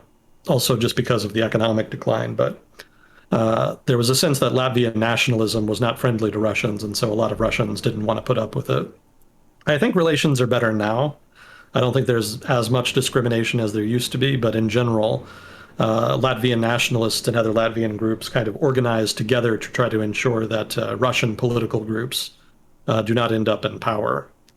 I think the principal Russian political party in Latvia is called Harmony, and they tend to be more pro-Russian, obviously. And they tend to consume a lot of Russian media and whatnot. And so there's some paranoia, I think, on the part of Latvian nationalists as to where their loyalties kind of actually lie. Mm-hmm. But it's actually a really interesting case study. It's kind of a snapshot of what Russians are like when they live in sort of I guess Latvia is not entirely like a high-income country yet, but of all the countries there are large populations of Russians living in, I think Latvia might have the highest GDP per capita. So it's kind of an interesting case study in Russians as part of the West. part of NATO, part of the European Union, etc. It's partly because of Latvia that Russian is actually one of the official languages of NATO. They have to print everything, all of their literature and all the languages of the member states, and actually they print it in Russian as well. And I believe that's mostly because of Latvia being partly Russian speaking. So as for the ethnic Latvian population, their language is actually what's called a Lettish language. It's Indo-European, so it actually is part of that broader Indo-European family of languages, but it's part of a kind of obscure niche branch of that family of languages. And historically, it actually had the most in common with Prussian language, which is pretty much a dead language at this point. So it's still alive. Latvian language is still alive, but it's part of a branch of the Indo-European family that is very small at this point. And there's not really a lot to compare it with elsewhere in the rest of Europe. So it's pretty unique in that regard. And let's see. And I think historically, Latvia has kind of been more religiously Catholic, I want to say. Actually, it might have been more balanced because I think there were some Protestants as well. And obviously, because there's been so many Russians there historically, there was a strong Eastern Orthodox presence in Latvia as well. So religiously, it's kind of been diverse, I think, historically speaking. So that's a snapshot of Latvia. And then Lithuania is, again, another different, is different from the other two. Historically, it's been very, very conservatively Catholic. And historically, it was also part of the Polish-Lithuanian Commonwealth that I mentioned earlier. So their cultural influence and political influence in Europe is actually bigger than you might suspect. Relative to Lithuania's relatively small size, they've had a disproportionate impact on the course of Eastern European history, in so much as they were part of the Polish-Lithuanian Commonwealth and were one of the important constituent parts thereof. So they've always been pretty friendly with Poland afterwards as a result, and there's, I think, a kind of residual affinity there to a degree. But certainly Catholic conservatism and nationalism are big parts of the Lithuanian identity and a big part of Lithuanian politics today. And that makes them a little bit different than the other two. They're just they go a little harder in terms of nationalism and conservatism than the other two Baltic states. So that's why it's more of a distinguishing feature with Lithuania. And I think it was Lithuania that got in trouble with China recently. Let me check that because it might have been Latvia. Yeah. Yeah, that's what it was. It was Lithuania. So if any of the three Baltic states were going to start shit with China, it was going to be Lithuania. They're the most bold and brassy.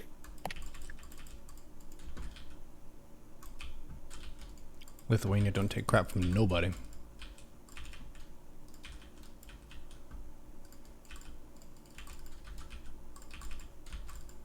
Yeah, so that's kind of some rough snapshots of the Baltic states.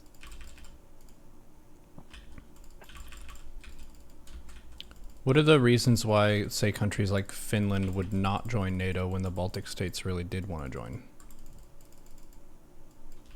Finland's been independent since the early 1900s, and they've kind of had a understanding with successive Russian governments from the Soviet Union up to the post-Soviet Russian government that Finland will not join Western security institutions, specifically NATO. And the idea there is that Finland has a long border with Russia, and there's a pretty decent amount of trade that happens across that border. So it would be disruptive if Russia and Finland were to suffer a schism, a break in relations. Finland was famously Finlandized during the Cold War, so that's the kind of the principal case in point. And even if Finland did join the European Union after the end of the Cold War, even so, they've always been very reluctant to get involved in any kind of security arrangement with the West. Mm-hmm. And I think they do that to avoid any potential problems on their eastern border. They sometimes make noise about joining NATO. The past 10 years in particular, there have been some people in Finland who have advocated it. But I don't think that there's enough public support to make it happen, so I suspect they're going to continue their present arrangement. Mm-hmm.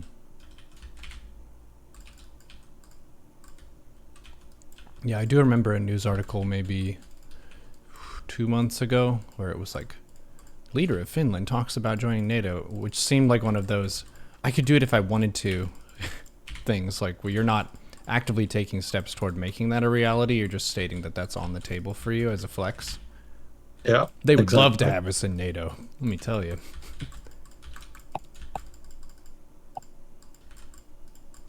But let's see. So that's to kind of bring this back to where we started. That's just an explanation of why the Baltic states wanted and have wanted more NATO troops deployed on their territory. And that's part of the reason the US and NATO have been deploying recently as part of the current crisis. It's not just to try to deter Russia, it's also to try to assuage concerns in the Baltic states and other Eastern European states that have historically been concerned about Russia. Let's see. So there's also, so we've been talking about just steps that the United States has been taking, or at least threatening, vis-a-vis Russia. They've also been threatening to use the foreign product rule.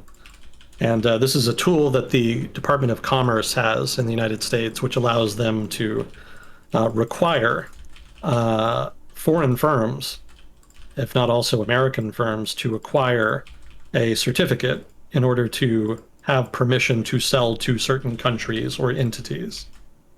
And it's kind of controversial because a lot of European states don't particularly appreciate the United States government basically telling their firms who they can sell or not sell to. That was particularly a problem with the whole Iran nuclear deal imbroglio. But in this case, it's probably going to be better received. So the idea here is that firms, including foreign firms, would have to receive permission from the Department of Commerce and the United States government in order to sell certain items to Russia. And among the items that have been listed thus far that would be targeted if they did this include electronics, for example, smartphones, also aircraft parts, telecommunications items, software, and semiconductors. So this is all stuff that Russia could probably find alternative sources for. A lot of Western firms would not be willing to do it, even if they kind of wanted to, just because they would then have to choose basically between selling to the United States or Russia. Because if you break the foreign product rule, if you don't get permission and sell, then you get targeted for sanctions. So that's the game theory perspective that that's the challenge that they face. They would have to choose between the Russian market or the US market. Most Western firms in Europe do more business with the US, so more likely they would probably honor the rule, so to speak. It would be more tricky in other places, so like East Asia, for example. So Russia might be able to find alternative suppliers there, but it may be that they're not as good and that they have to pay more for those goods going forward. So it's not meant to completely cut off the Russian economy from supplies of these kinds of goods. It's just meant to force them to pay more and force them to defer to potentially lower quality variants of these goods. So part of the problem here, part of the potential impact here, for example, is that the Russian military would have to settle for less quality chips, basically, less microchips of a lesser quality. From what I read, they've been relying on a microchip called Elbrus, which is manufactured in Taiwan by the Taiwan Semiconductor Manufacturing Corporation, TSMC. If you've been following the US-China trade war, you immediately recognize TSMC. That's been one of the big players on the board, one of the big pieces on the board, so to speak, in that competition. So if Russia were to be cut off from its supplier here, they may find it difficult to find another supplier that's producing chips of an equal quality, since TSMC produces cutting-edge stuff. They pretty much dominate the market for high-quality microchips. So going forward, then, Russian military equipment may not have electronics that are as capable, hypothetically anyway. As far as civilian impact, Russian consumers may be cut off from smartphones, tablets, and video game consoles, most of which are produced by Japan or the United States. So they'll still get smuggled, so I imagine they'll still be on the market, but you'll probably have to pay more for them, I would assume. Smartphones, they would still be able to get Chinese smartphones, so presumably Xiaomi. I think that's the main Chinese smartphone, isn't it? Maybe chat can help me out on that. But yeah, they would still have access to smartphones produced in other places that are not really going to care about the foreign product rule. And I think Chinese smartphones are already pretty dominant in the Russian market, if I'm not mistaken. I don't know if we have any Russians still listening at this point, but if they could correct me on that, I would appreciate it. Let's see. There's also a company called IRU, which is trying to produce a completely Russian desktop computer that would be made in Russia. And they import all of their processors from Taiwan. So if they were to be cut off from Taiwan, that would be a big problem for them. Although I don't know that it would be a big economic blow right now, since they're still kind of in the early phases of that. But it would be inconvenient anyway. And there apparently is some precedent for this working to a degree, or at least for sanctions inhibiting the development of the Russian economy. There was a company called Angstrom T, which was a Russian chip producer that ended up going bankrupt in 2019 after it had to cut ties with American partners due to sanctions that were imposed after the Crimean intervention. So there is some precedent for Russian economic actors being significantly negatively impacted by these kinds of sanctions. So let's see. This is all pretty much economic stuff. Some other stuff the United States is looking at doing. There's a bill that's been proposed in Congress, which has not been passed yet, called the Guaranteeing Ukrainian Autonomy by Reinforcing Its Defense Act. Kind of an unwieldy name. Mm-hmm. So if it were passed, it would provide $200 million to strengthen the Ukrainian military forces, and it would impose sanctions on the Nord Stream 2 pipeline. That's a little redundant. The Germans have already said that they would not scrap it per se, but that they would not use it in the event of an invasion. So that's not necessarily useful. But $200 million for the Ukrainian military is somewhat useful. It's still not much, but this bill as a whole is part of the deterrent the U.S. is offering here. And I think at this point, everybody is pretty familiar with U.S. intelligence sharing. So the U.S. government has been releasing pretty regular statements regarding what it thinks that the Russian government is planning. And the presumption is that this intelligence is coming from U.S. surveillance of Russia, the Russian government, or the Russian military, probably a combination of a variety of institutions relevant to the whole crisis. And normally, the U.S. government would try to be relatively quiet about the details of intelligence gathering and intelligence findings.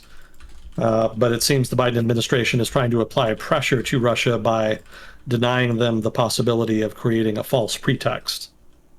So if Russia were to try to, I don't know, fake a bombing in one of the separatist republics and try to blame Ukraine and use that as a casus belli, it's harder for them to do that if the United States comes out and says, actually, we have intelligence that says you're going to use that, you're going to do that as a false flag operation. So then if it actually does happen, then everybody kind of rolls their eyes and says, oh, okay, so that's just part of the plan. So there's been some question about whether the United States is kind of burning its intelligence sources, since, if you reveal what intelligence you have, then it kind of tells your opponent that you have sources in their government or somewhere through which they're getting this information. So that could actually be damaging to U.S. intelligence gathering in the long run. But I don't know that that's actually going to be the case here necessarily, because I suspect that maybe they're just using intelligence they're gathering from the Donetsk People's Republic and from Lugansk. Those are the two separatist republics in eastern Ukraine, and presumably Russia would coordinate with them if it were going to launch some kind of operation in Ukraine. But because those two republics are not particularly well financed, and I suspect that they're not probably manned by people very well versed in intelligence gathering, it could be that their precautions against intelligence penetration are not very good. So in so much as that's true, it could be that the United States is just observing communications between Moscow and the two separatist republics and taking advantage of lax security procedures in the separatist republics. That's just a theory. I could easily be wrong on that. That's speculation on my part, if you will. But that would make more sense to me, since I don't know that the U.S. government would really want to trade intelligence sources in Russia over the long term in exchange just for deterring Russia from invading Ukraine, especially given that this whole approach probably won't stop Russia if it really wants to invade. So in that case, the United States would be trading away its sources for nothing. So low value sources, such as sources you get, well, information you get just from surveying separatist republics that probably have poor security procedures. I don't think the government would be as mindful of making it clear that the United States has done that. So in that sense, there's no issue. But yeah, that's just some speculation. But anyway, that's been an ongoing feature of the crisis. Every so often, the United States will say, the Russian government is going to invade on this date, on that date. It's going to, stage this false flag operation or that false flag operation. And again, that's just a way of trying to preempt Russia in terms of creating a false pretext.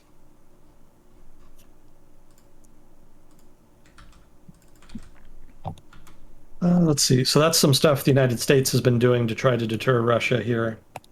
As far as Russia itself, so some people who have been trying to infer whether Russia is really making a credible commitment here to invading Ukraine or if they're just bluffing or trying to intimidate Ukraine. Some of them have been looking at the deployment of Russia's military along the border with Ukraine.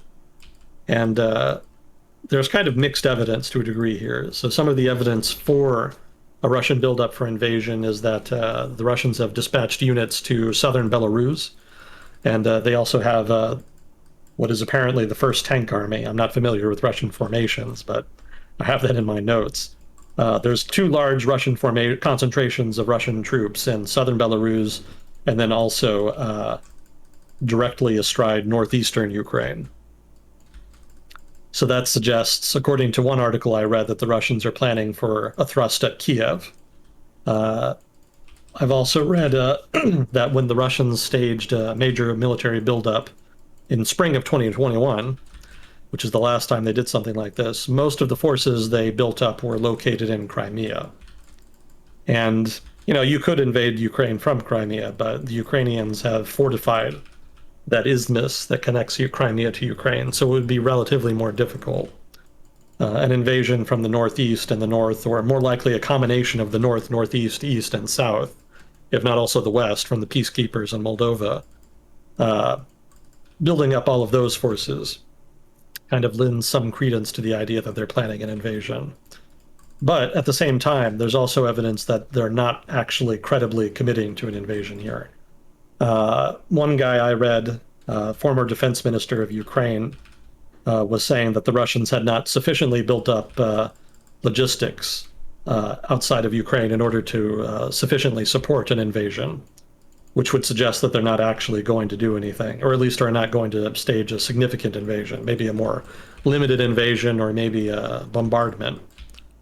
Using cruise missiles and stuff, but that would not a full-on invasion in that case. Setting up logistics would allow them to reinforce the line, because if you're invading, you don't just send one clump of stuff and then you call it good and expect to win. You would want to make sure that you have routes established where you can resupply and get the people at the front whatever they would need. Yeah, you have to rearm, you have to refuel, you expend ammunition, you run out of gas. So having enough fuel and ammunition built up before a major operation is a necessary prerequisite. One of the things the Soviet Union learned the hard way in World War II was that they needed to have a strong logistics. The operation I'm thinking of was the offensive after the Battle of Stalingrad. Actually, it was part of Operation Saturn, basically. Or maybe it was Uranus. I can't remember all of a sudden, but basically there was a big offensive that was supposed to take advantage of the German defeat at Stalingrad, and it was going to push into Ukraine, and it did. They penetrated pretty deep into Ukrainian territory, but then the Germans responded and took advantage of the fact that Soviet forces overextended themselves and outran their logistical train, as a result of which they basically literally ran out of gas and couldn't really do much. So the Germans were able to pinch off that force and destroy, I think, most of it. That was called Manstein's Miracle in Germany. I don't think the Soviets call it that. I'm sure they have another name, but the Germans were quite impressed that General Manstein had pulled that off. But yeah, logistics are super important, and if the Russians actually are going to invade the entirety of Ukraine, This one analyst thinks that they would need to see significantly more of a logistical buildup in order to think that an invasion was actually imminent. So that's some evidence that an invasion is not imminent. And there's also one other guy I had here. What was it? Oh, so there was another guy who argued that they just don't have enough troops to actually invade and occupy Ukraine. I think the total number is 130,000 right now. So that's probably enough to maybe defeat the Ukrainian army in open combat, and they could probably penetrate pretty deeply into Ukraine. But like a full-on occupation of the entirety of Ukraine would be pretty difficult on just 130,000 troops. You know, I think the comparison that I saw online was that the United States invaded Iraq with more troops than that. I don't remember exactly what it was, but it was more than that. And obviously, the United States had a great deal of trouble occupying Iraq afterwards. So the Russians would probably have to mobilize more troops in order to occupy Ukraine. So the fact that they have not done so is evidence against a full-scale invasion being imminent. Again, that's not to say a limited invasion is not possible, but a full-scale invasion, probably not, given the forces they have. But, you know, the prospect of invading a country that you can't really realistically occupy didn't stop the United States in Iraq or Afghanistan. So obviously governments can make bad decisions in that vein, and it could be that Moscow is about to make another one. So who's to say? But this is the evidence anyway that I saw. Yeah, so occupying is a lot more difficult than just winning the initial conflict. Yeah, definitely. You know, you can win the war but fail to win the peace. You can ask you can ask the United States about that. You know, besides Iraq and Afghanistan, there was also reconstruction in the American South after the American Civil War. You know, the United States Army was able to defeat the Confederate Army, but the United States government was rather less successful in governing the South in the 10 years afterwards.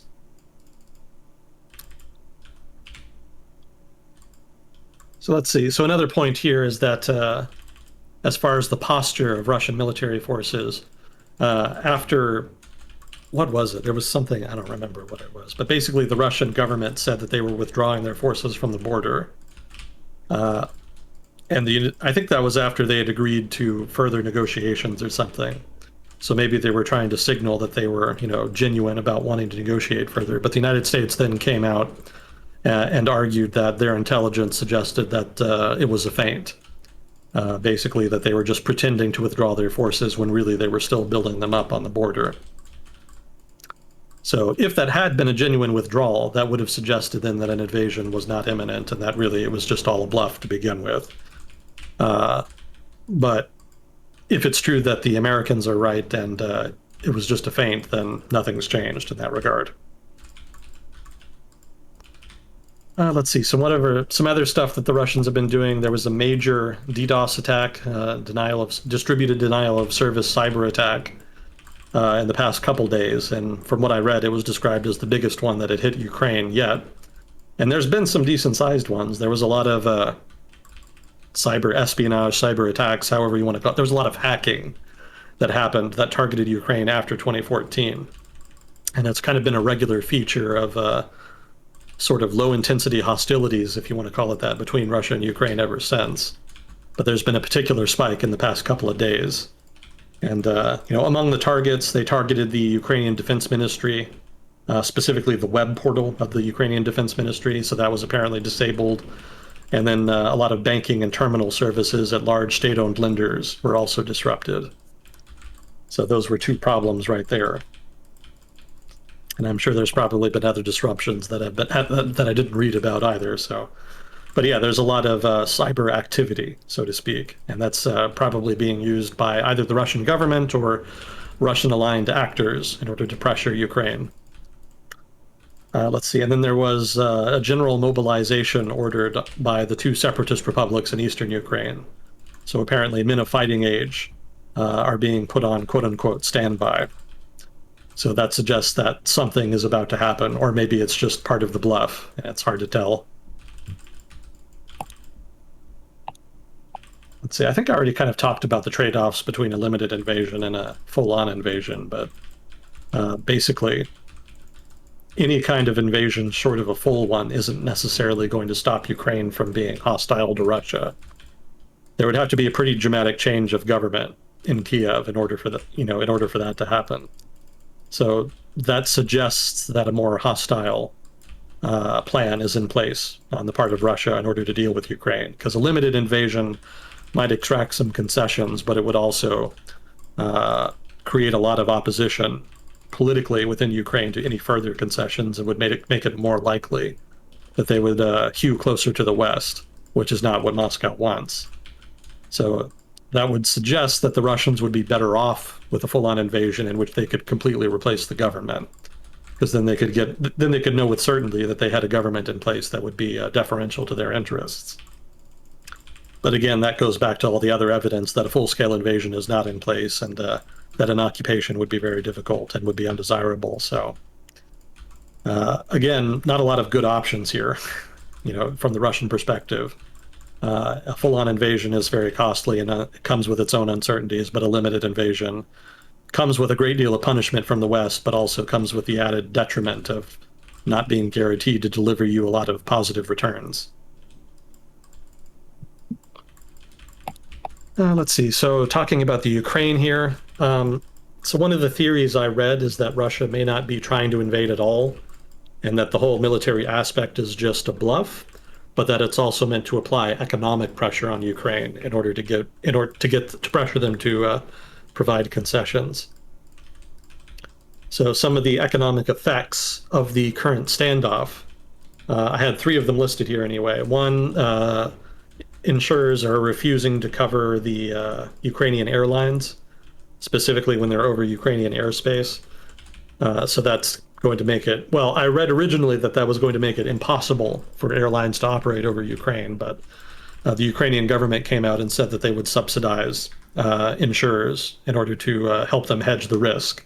So I think that kind of diffused that problem, but that's the kind of difficulty that comes with a major crisis like that. It raises the risks that businesses face and the potential uncertainty in the future.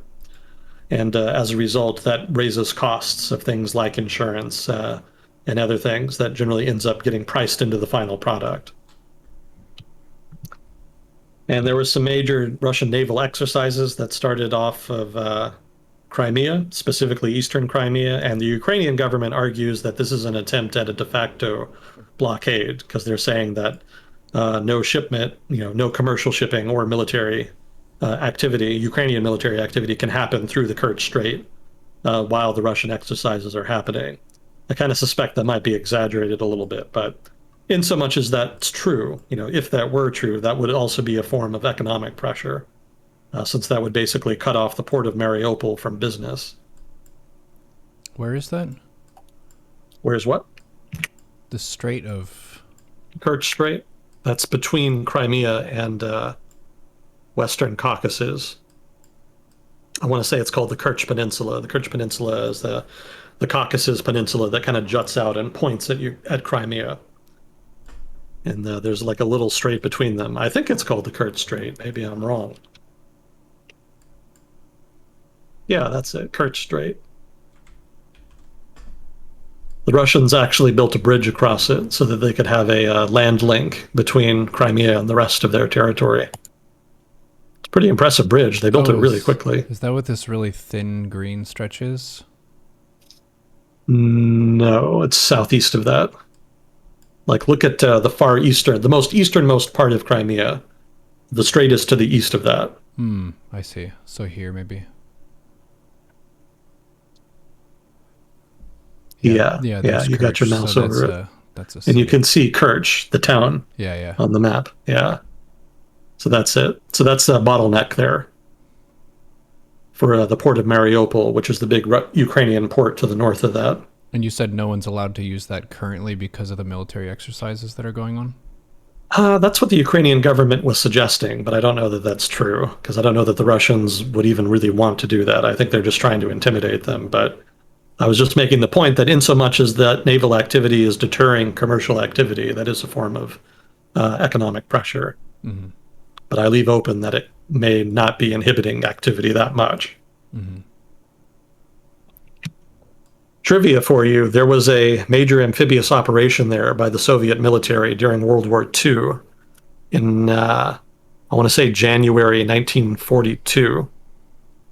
That was after the big winter offensive kind of threw the Germans back. There was another set of offensives in January, and they were hoping that they could push into Crimea and take it back.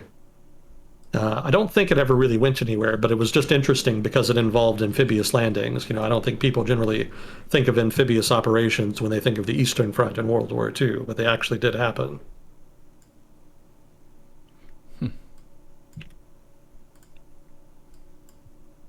So let's see.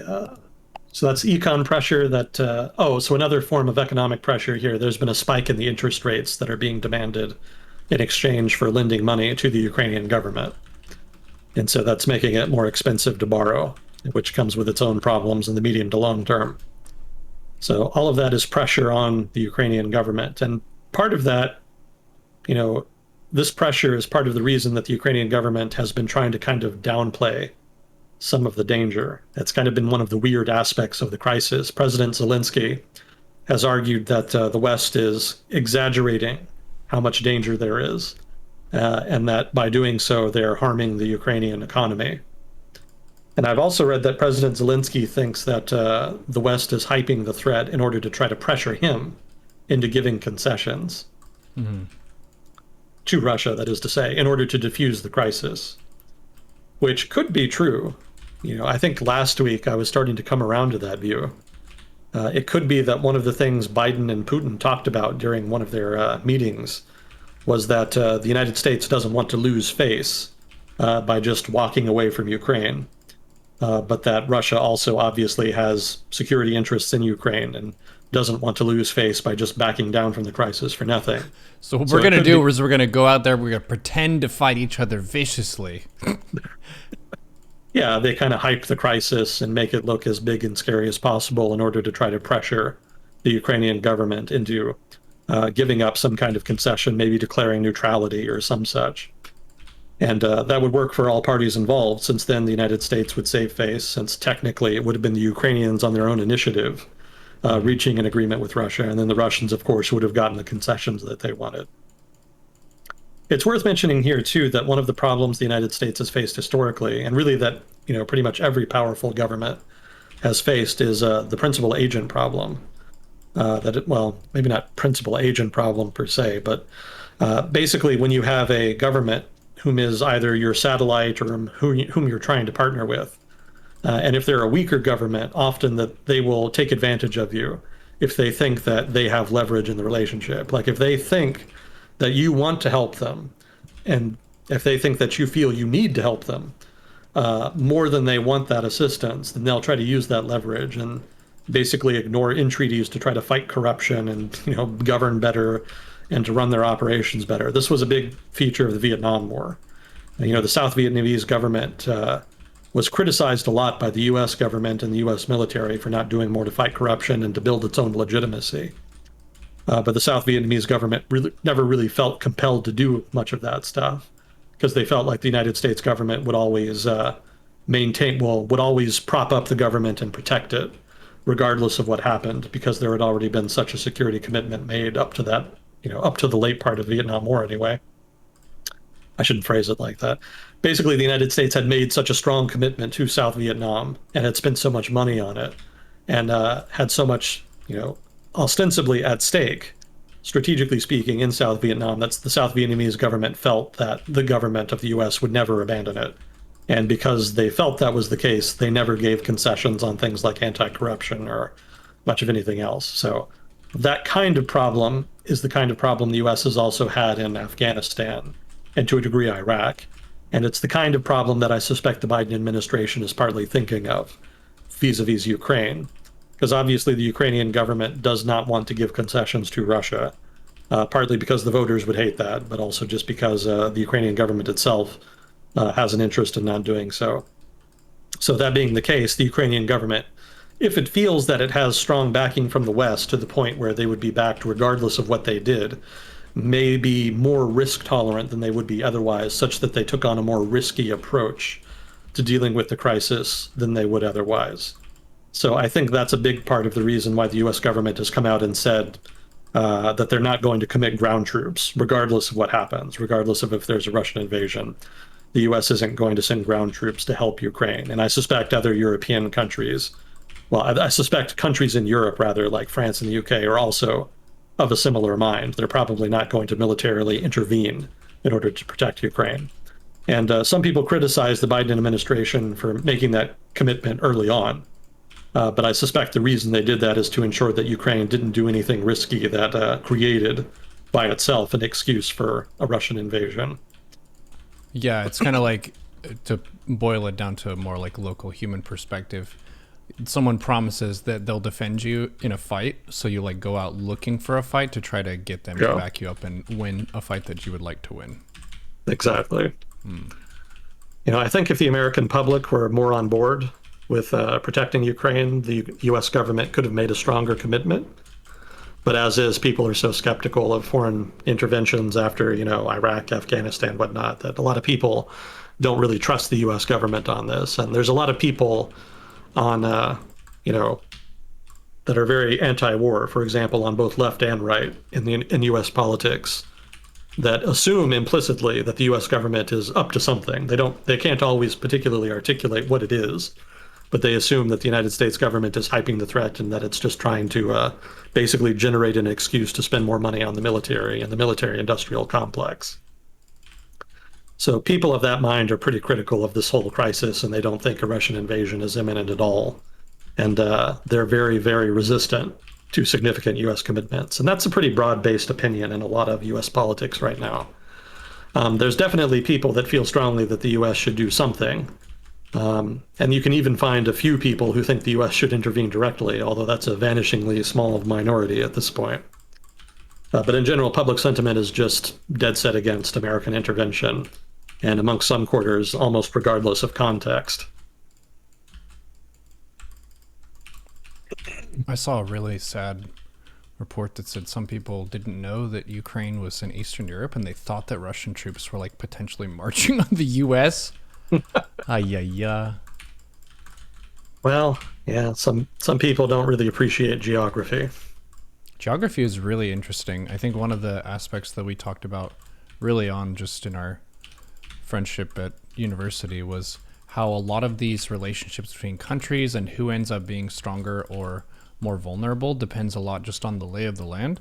So Ukraine and Poland are just like right in the middle of this big area of land that's fairly flat, which makes things a lot easier to navigate logistically speaking, as opposed to say Switzerland, which is like nestled up in mountains, which is really annoying to use for attacking and things like that. So if you're gonna like posture and bully or threaten for some reason, like this is an area where that's a lot more feasible than areas that are further away or guarded by mountains or water or so on.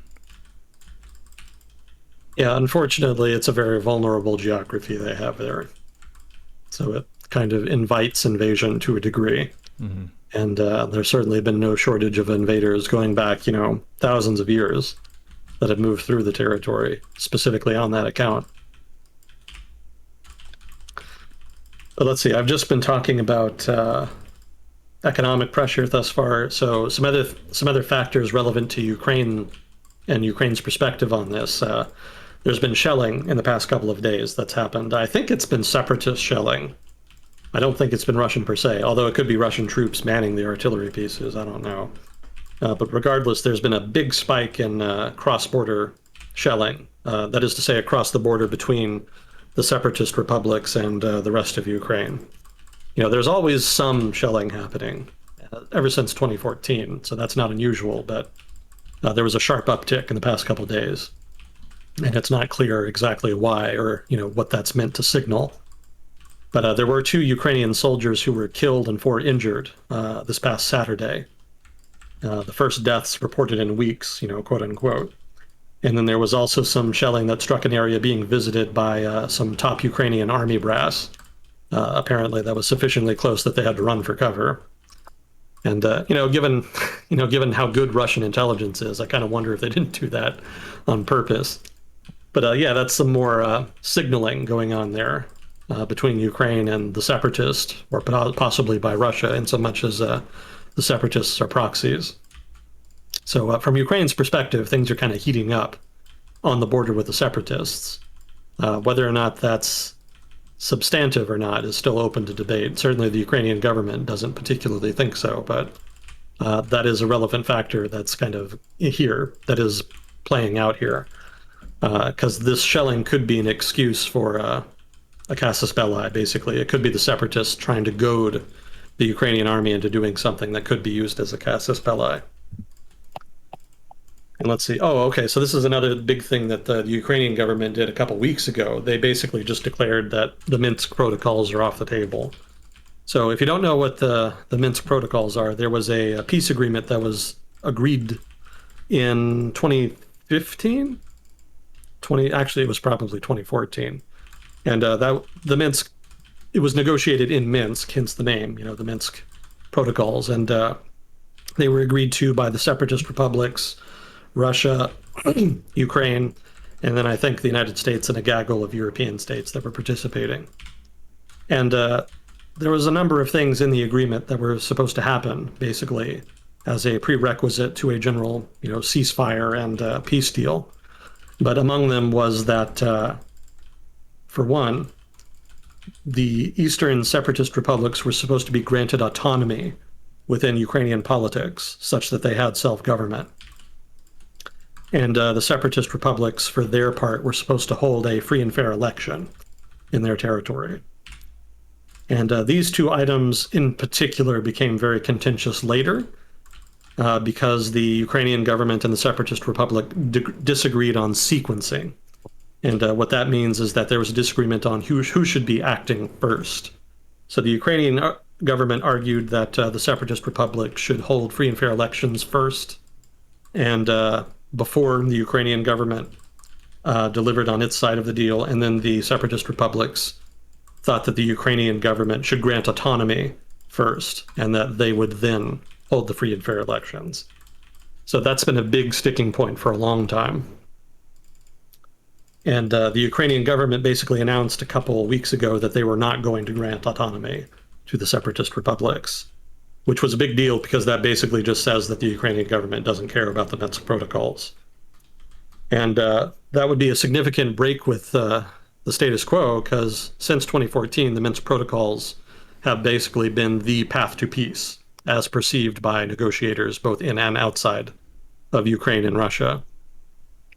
And a lot of international negotiation has centered around trying to push Ukraine and the separatist republics into honoring their respective parts of the deal.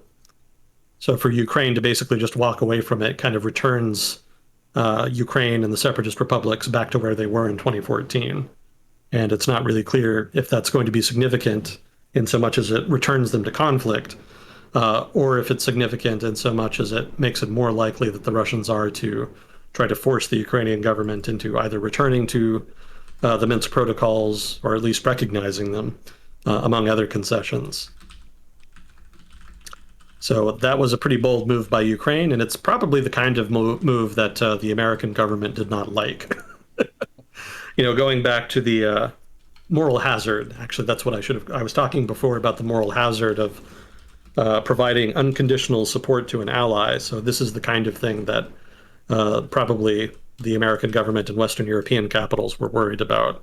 I'm sure they would have much preferred the Ukrainian government to at least pretend it was still going to adhere to the Minsk protocols as is. They've kind of created some opening here for the Russians.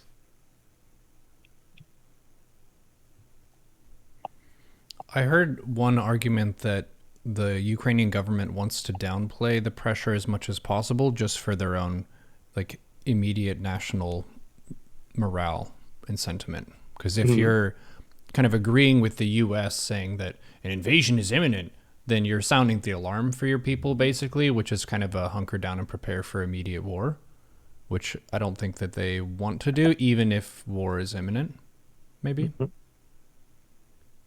That could be. But from what I've read about the Ukrainian public, a lot of them are kind of pretty jaded about the whole thing. They've kind of been living with uncertainty about Russia and the separatist republics ever since 2014. So they're kind of used to living in a tense environment. And I've also read that, after the buildup last year, that they're just kind of tired of it. So a lot of people, from what I read, again, people in chat can correct me. I'm sure I'm getting a lot of feedback this time. Um, a lot of people just either don't care, or if they do care, they just kind of are preparing for it with just while assuming the worst. But yeah, I don't know that morale is necessarily a problem here. I think the Ukrainian government, in so much as they're downplaying it, is more concerned about the economy and the effects on the economy rather than on boosting morale.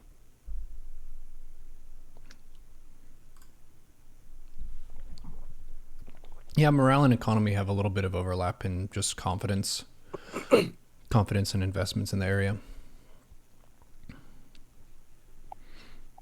Yeah, there is market confidence, yeah, is kind of an expression of a kind of economic morale. So yeah, I would concur.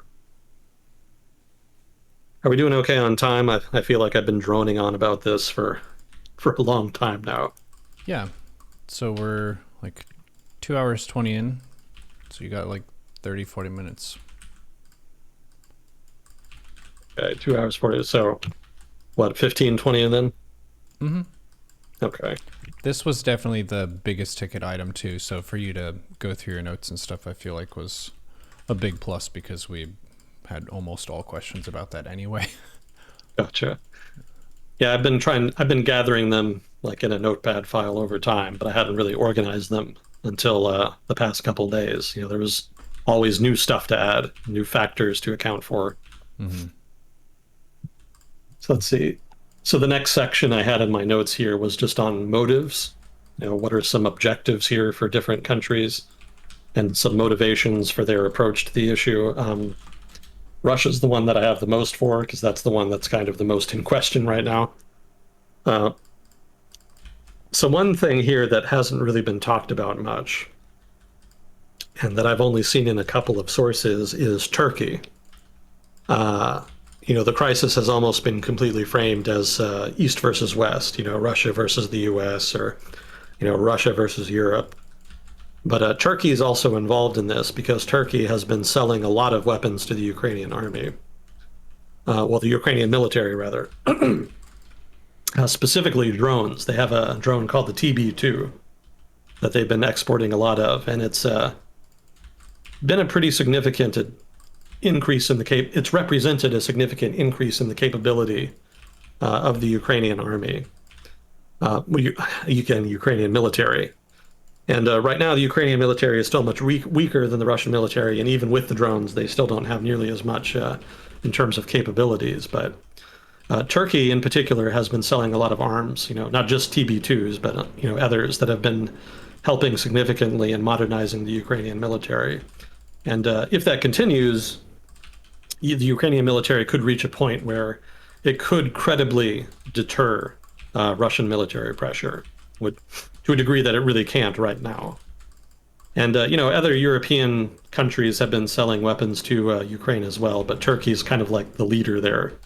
And in particular, drones and other types of advanced tech, or at least relatively advanced tech like that, have been a big export item. A lot of European countries and the United States have been kind of reluctant to sell technology like that, but Turkey doesn't give a shit. They're quite happy to make money. So that's been a big source of revenue for them and Ukraine, and it's been a big source of improvement in military capability for Ukraine. So it could be that one of the reasons that Russia is pushing so hard on this issue right now is because they're trying to apply pressure and get concessions while the Ukrainian military is relatively weak. Whereas later on, the Turks may have effectively armed them to the point where they, with enough modern equipment, no less, that they could deter them later. So that's one possible factor here. Yeah, one thing that's difficult for, I think, your casual news enjoyer to get a sense of is like to use a StarCraft term, the army value of different countries' militaries. Like the army value of Turkey, from how you're describing it, it seems relatively high for the region if they're selling arms to other places and they have good technology to sell. Ukraine, I don't have a great sense of the difference. Like, it's pretty clear that Russia has more army value than Ukraine. Yeah. Because if they didn't, then they wouldn't be able to just bully them without consequence like this. Yeah. Yeah, Ukraine's military was pretty hollow after the collapse of the Soviet Union. A lot of their equipment was left over, and they didn't really have the money to maintain it or to buy new stuff. Mm-hmm. So the Ukrainian military was pretty backwards up until 2014, when they started, after which they obviously started making some big investments into modernization and to building up their, what would you call it, readiness, building up the effectiveness and readiness of their existing forces. So they're better off now than they were in 2014, but they've still got a long way to go before they can get at a level where they could conceivably deter Russia or go toe-to-toe with the Russian military. To a degree, you could say they've already done that in 2014, and they did. There were parts of the war in eastern Ukraine where the Ukrainian army was able to kind of hold its own to a degree, but the more the Russians committed, the worse off they were. There was the famous example was the cyborgs. That was what they called the soldiers who were holding the Donetsk airport. They were able to hold that against separatist soldiers, as well as separatist/Russian soldiers, whatever you want, the little green men, as they were called at the time. So the Ukrainians were able to hold out there for a pretty long time, longer than people gave them credit for. But eventually it did fall. They did lose the airport eventually. And then there was I don't remember what it was, but basically there was a Ukrainian tank regiment, something like that. And they were moving through, they were trying to push into separatist territory. And then they just got obliterated. The Russian military basically just jumped in and crushed them. So that doesn't really speak well. It was not fair odds, but it just illustrates the advantage that the Russians have there. When the Russians apply all of their advantages, it's going to be really hard for the Ukrainians to really survive and win out.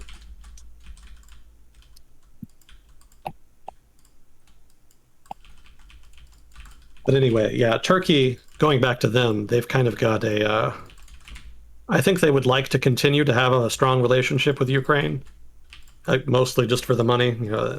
If you've been following economic news about Turkey, you know that Turkey's not doing too well and hasn't for a while.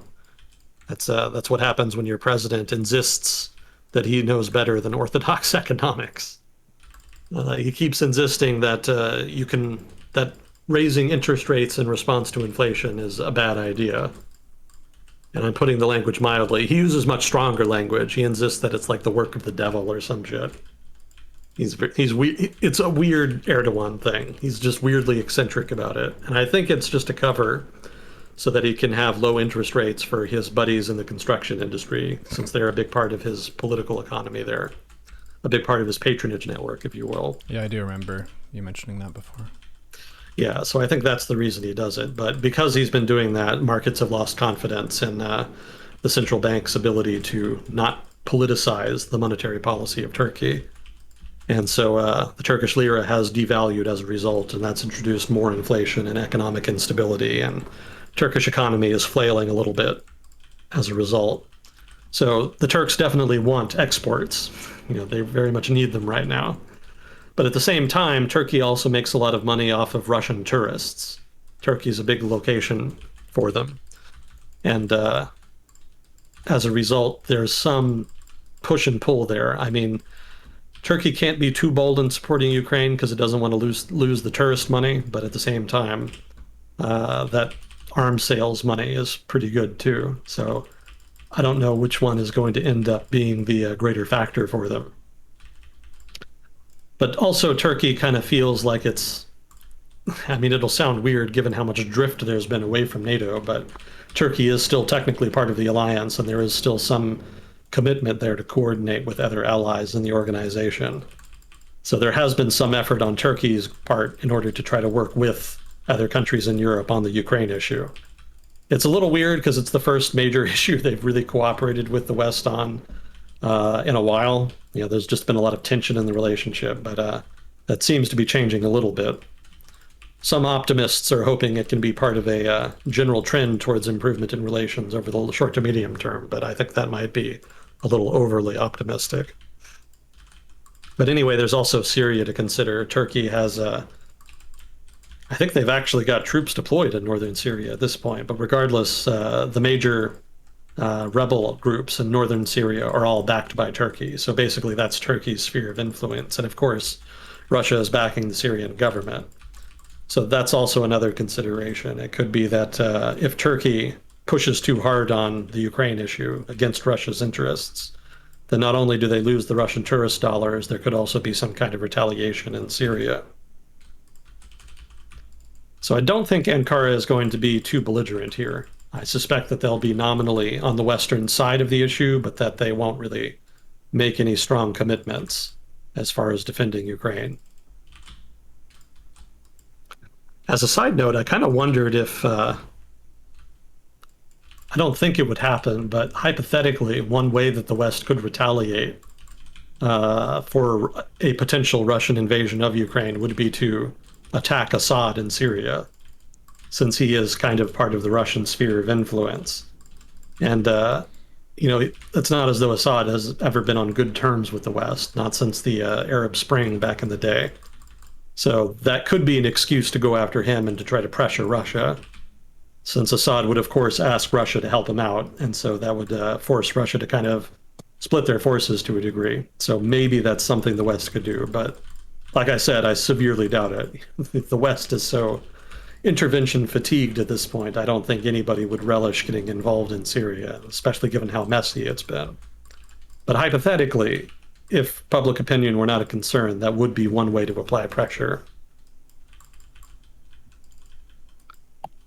So let's see, talked about Turkey here. Ukraine. Oh yeah, there's some things that have happened in the Ukraine over the past couple years that have antagonized Russia. I already talked about Medvedchuk, but there was also a language law passed in 2019 that a lot of ethnic Russians felt was discriminatory. So that aggravated a lot of Russian nationalists. And then there was this past year, or within the past year anyway, there was an indigenous peoples law, which somewhat pointedly did not include ethnic Russians. And so that also aggravated Moscow.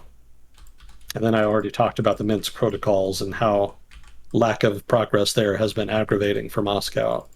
So some of the discriminatory stuff that has happened within the context of nationalist Ukrainian politics has been a source of aggravation there. I don't know how important that is at the top layer of the Russian government. In general, I think they're kind of more realpolitik type guys. So more likely they're not really as concerned about the well-being of ethnic Russians in Ukraine as they are in broader Russian security interests. So in so much as protecting ethnic Russians is useful for the propagation of Russian security interests, I think they're interested in that. But otherwise, I don't know if that's really a major driver of Russian actions thus far. But it is worth mentioning. It has been a factor in the crisis. So let's see. Okay, and so there's been a couple of events over the past couple days which could act as a motivator for Russia within the context of the crisis. And these are all things that the American government has argued are basically false flag operations. But technically, any one of them could be used as a casus belli. So on Friday, there was a blast at a gas pipeline reported in Luhansk. There was an alleged assassination attempt in Donetsk. Supposedly the car of the quote-unquote chief of the People's Militia of the DPR was blown up. And there's been shelling. I already kind of mentioned that, but the water supply to 48 settlements in Donbass was cut. So hypothetically, that could be a casus belli. And there was also 2 shells that allegedly exploded on Russian territory in Rostov Oblast, or in the Rostov region is what it says in my notes here, about a kilometer from the Ukrainian border. And Russia says that they've opened a quote-unquote criminal investigation in response. So obviously, shelling a foreign state would be, a very aggressive move. So that could also be a casus belli. There's also been some alleged sabotage. There was a unexploded booby-trapped car that was discovered on a road being used to bus evacuees from Luhansk to Russia. I guess I didn't mention that yet. The separatist republics have not only mobilized in so much as they have men of fighting age on standby, but they've also been evacuating civilians out of the territories into Russia. But anyway, supposedly there was an attempt to bomb the routes being used to evacuate people. And then there was 2 overnight blasts. I already mentioned the gas pipeline. So some alleged sabotage happening that's being blamed on the Ukrainian government. And then there was some weird statements about genocide. Moscow was apparently accusing Kiev of quote unquote exterminating civilians.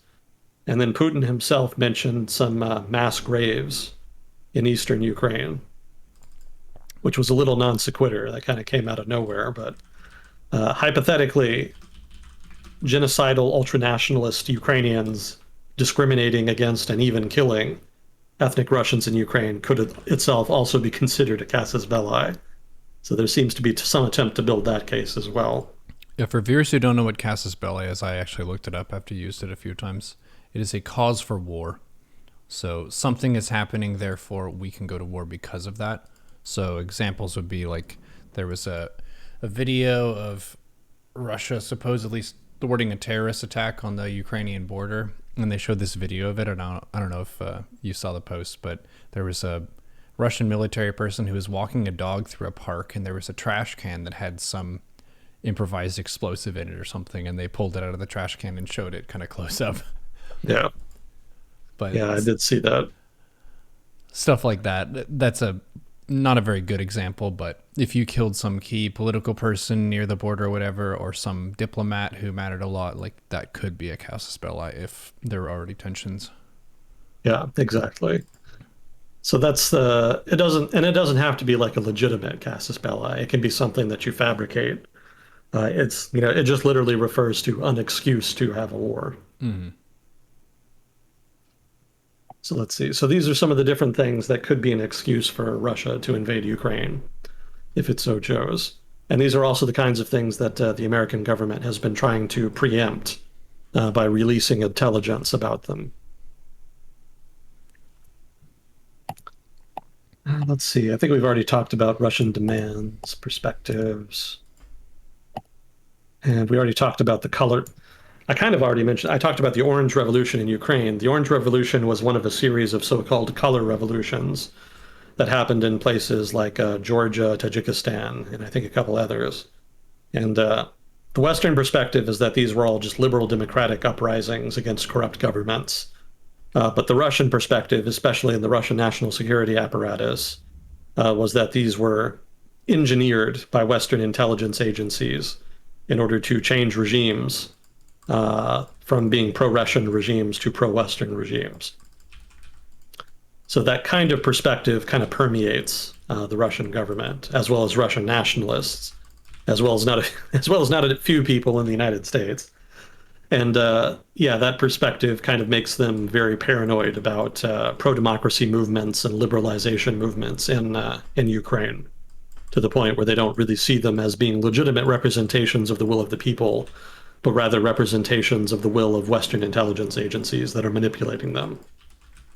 So in so much as that's accurate, the whole crisis is really more, in that sense, the Russian government competing against the West, and more specifically Western proxies in Ukraine. And if Russia were to get its way, their preferred proxies would be in charge. So in that sense, it's just a battle for influence and for whose proxies control Ukraine. And it's a much more cynical perspective of the conflict of the crisis rather than exists in the West, I think. But I think that's not an uncommon view in Russia. So that's also part of the motive here. Part of the motivation for Russia to put pressure on Ukraine, or possibly to even invade Ukraine, is that the country has been undermined and infiltrated by duplicitous Westerners, and Russia is just retaliating against that. Let's see. Okay, so that's Russia, and then I think I've already kind of covered the American perspective on this. In America, the public is against intervention, so the U.S. can't really commit too much to defend Ukraine. In so much as it's kind of just trying to kind of inconvenience Russia as much as possible, with sharing of intelligence and then threatening economic sanctions in the event of more aggressive activity. But that's it. Basically, the United States is trying to get as much as it can in terms of deterrence out of a relatively minimal amount of public willpower.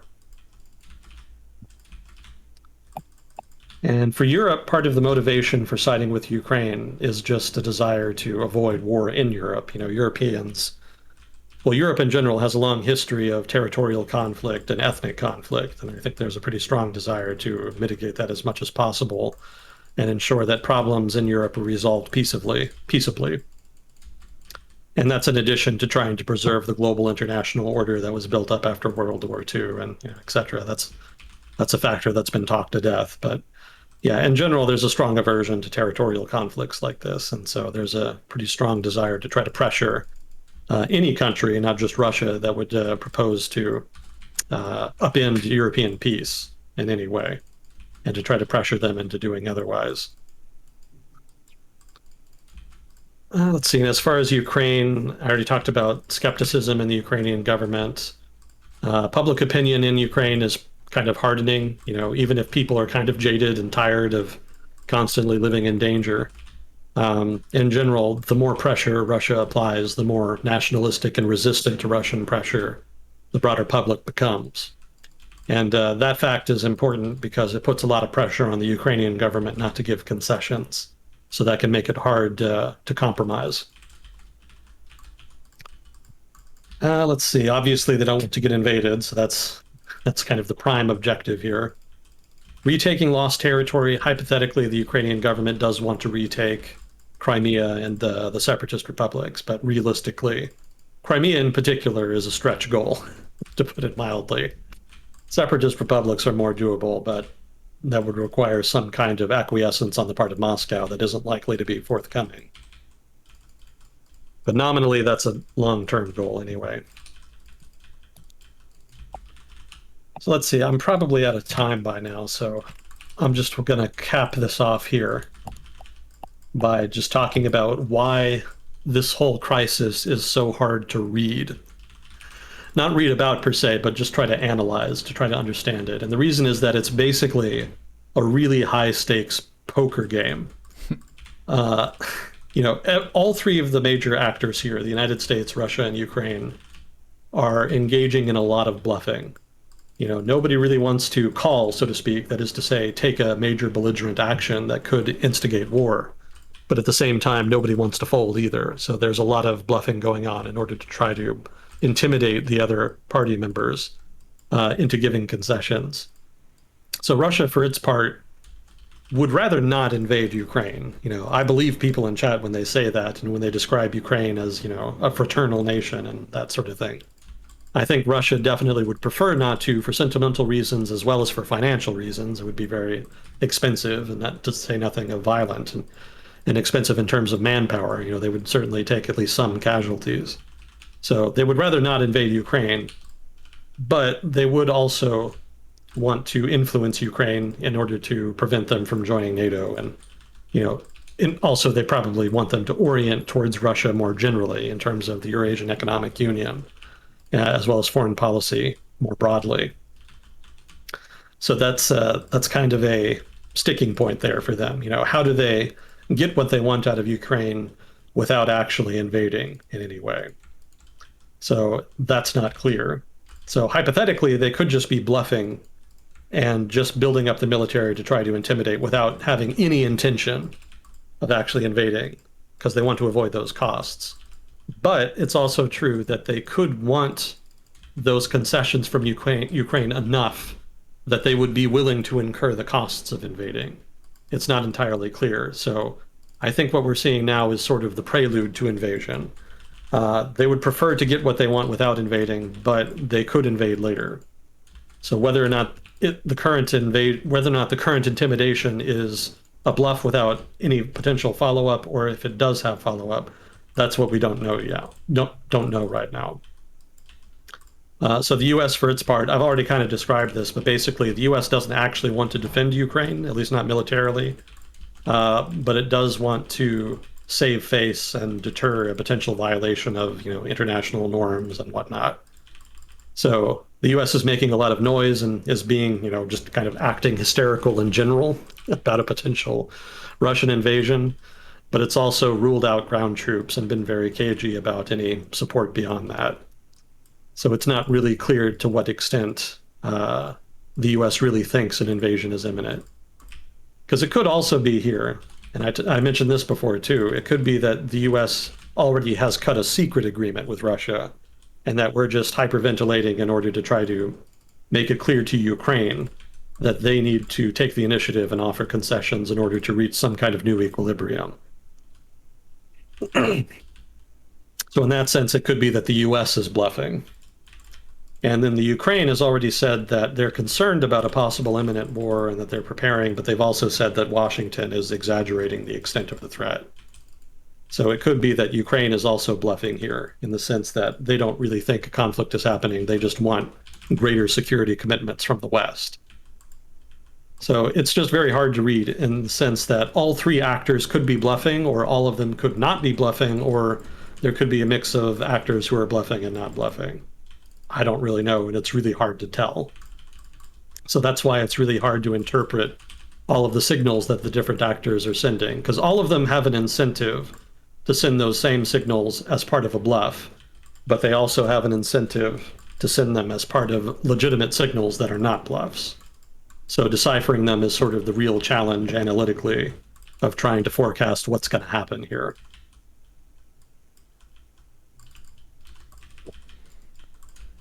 Very expensive bluffs they're doing.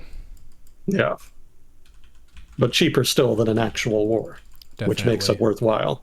And it's lower risk than an actual war, too, because posturing isn't really against the rules. There have been a lot of memes and jokes about kind of referring to Civ about how if you have an army parked next to someone else's territory, that just makes them feel uncomfortable, and they usually send you a message and say, hey, like, what are you doing over here? Which is basically what's happening here. Yeah. They're getting up in people's business, and it's causing a reaction. Is it legit prelude? Well, if it's going to be a good bluff, they have to make it look like it's a real invasion and have a lot of kind of common themes there. Exactly. Yeah, if Russia were threatening Ukraine by building up its forces on its border and demanding concessions, but if it did so in a way that was not credible, then Ukraine would just ignore them. Mm-hmm. So the buildup and the implicit threat has to be credible, which means they have to do things that look intimidating and then make it look like an invasion is imminent, because otherwise there's just no reason to take them seriously. So therein lies the question: is that credible threat just being presented as part of the bluff, or is it being presented as part of a legitimate threat? Mm-hmm. And Russia itself, that is to say the Russian government, is probably keeping that purposely ambiguous. They're perfectly aware of this, of what they're doing. So they're probably just being opportunistic. They're probably just leading with what could be a bluff, just the buildup and then trying to intimidate. But then they could decide to invade or not invade depending on how things pan out. So it could be in that sense that even Moscow doesn't know if they're going to invade yet. They could just be waiting to see how the cost benefit shakes out based off of the actions of the other actors.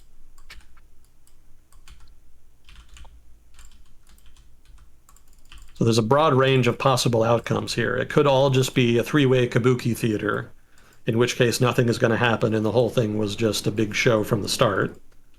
It could be that it's deadly serious and that we could be on the verge of a full-on Russian invasion of Ukraine, which potentially could involve U.S. forces. The U.S. is committed to not using ground forces, but I've seen it mentioned that the U.S. has been more cagey about U.S. air support.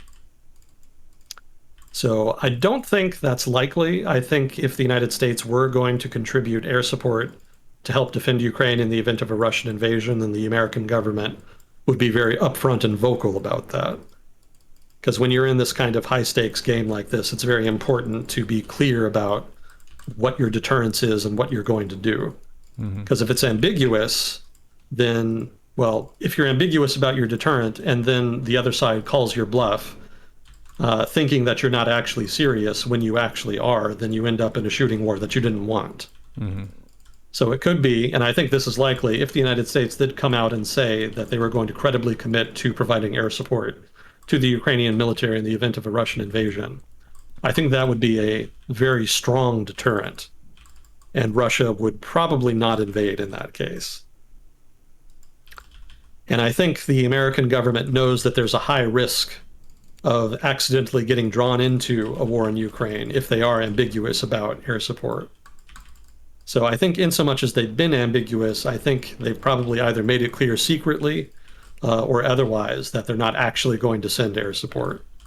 I think it's just meant to kind of muddy the waters a little bit, but that otherwise they wouldn't do it. Because I don't think the Biden administration would be dumb enough to be ambiguous about something that could be that risky. Mm-hmm. I could be wrong, but that's just my reading. I don't think the US would actually intervene in the conflict in virtually any way in terms of military forces. But that said, maybe I'm wrong, and maybe there's an invasion coming, and the US has been insufficiently clear about the degree to which it would intervene, and maybe it would actually provide air support. So in that case, the United States is in a limited shooting war against Russia, which would be very stupid for all parties involved. That really should be the thing everybody strives to avoid as much as possible. Nuclear powers going to war with each other would be very bad mojo. Yes. So I think the most likely outcome, if, and this is an important caveat, if the Russians genuinely do want to launch some kind of invasion of Ukraine, I think it would be a limited invasion, and that they would get sanctioned, and that they would then negotiate some kind of final agreement with Ukraine and the West from strength. That is to say, they would occupy parts of eastern Ukraine and maybe some other territories, and then they would just try to hold them. And they would try to use that as leverage to get concessions out of Ukraine and Europe. And it could be that they would be willing to give concessions on their part as well in order to avoid the worst of the sanctions retaliation from the United States and the West. That seems to be the most likely middle ground between the extreme possibilities I've outlined. And there's a good deal of sense to be had in that. I mean, hypothetically, if Russia would probably get what it wanted in that case. It would probably get the concessions it wanted. But I just don't know what kinds of concessions they could offer in return to avoid the sanctions. And it could be that they would be willing to accept the sanctions as a necessary cost of maintaining influence over Ukraine and keeping it out of NATO in the long term. But that's unclear as well. But in any case, all of that assumes that Moscow wants its objectives in Ukraine enough to invade, and even that isn't entirely clear. That's also an open variable.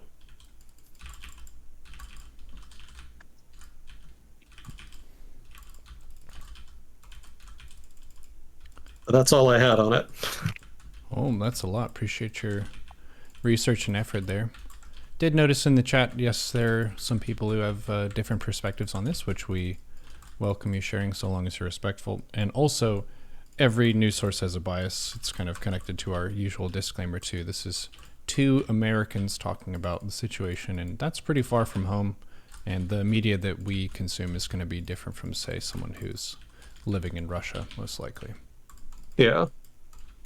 I try to give credence to both perspectives involved, Western and Eastern, but I can't say I'm an expert and that I managed to achieve that. So feedback is welcome in that regard.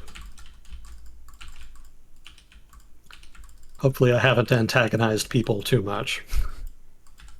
Maybe just the right amount. Maybe just the right amount. Just thought-provoking. Not trying to intentionally antagonize. Oh, so how much time do we have then? Well, I'm actively in a match, so if you wanted to like do flags or something, that would be fair, cool.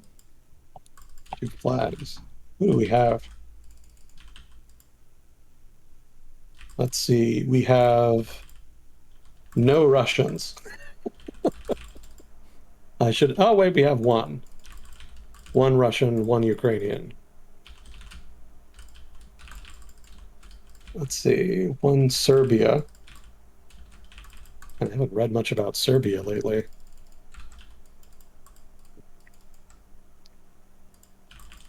Yeah, Serbia's actually had a lot of going on the past couple of years, but it's kind of flying under the radar because of all the other drama happening. To Thailand. It's always cool to see Thailand in here. One Chile, one Japan. I'm always a little bit surprised to see Japan. Because I don't think Japan is like a big StarCraft country, is it? No, not really. They do have a player base, but compared to like South Korea or something, which has a huge one.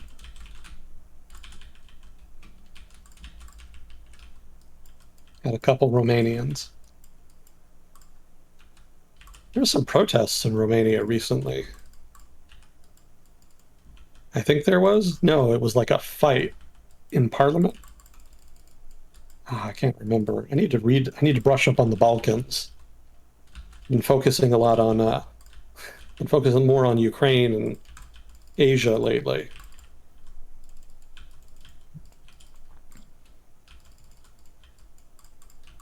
Yeah, pretty much the usual suspects. Got some Germans.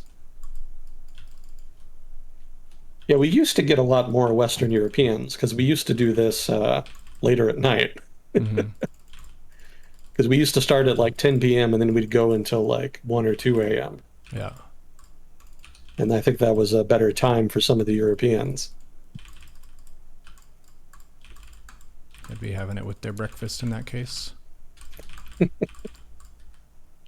It's an interesting game, figuring out when to stream and who gets to watch based on when you stream. Currently, the starting and finishing schedule is pretty nice for me with the raid schedule that I have, because we raid from 1 to 5. So usually I'll raid 1 p.m. to 5 p.m.-ish Pacific time. And then I'll message you and see if we want to do a world discussion.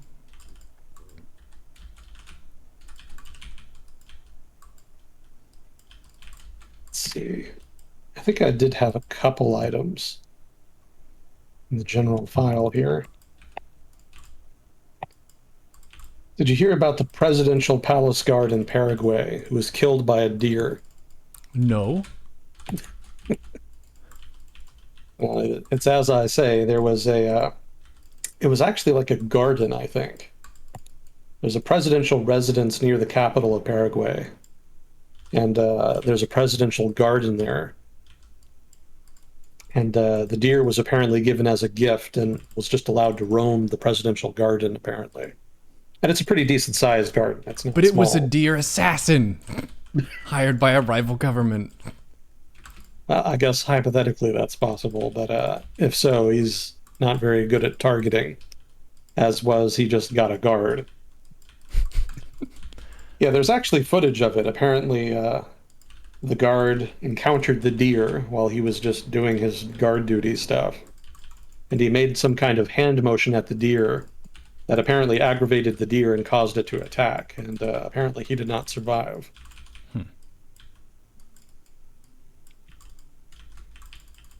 Kind of a bizarre story. But yeah, that's some rare news out of Paraguay. They don't pop up much, so I kind of notice them when they do. Oh yeah, there was another cannibalism case in Germany. It's always Germany. Yeah, there was a guy invited over for sex with another man, and he was apparently found dead with his sexual organs missing. Yikes. Yeah, and apparently it was like a cannibalism fetish type thing. And I noticed that the author of the article could not resist mentioning the screen name of the killer. Can Opener 79.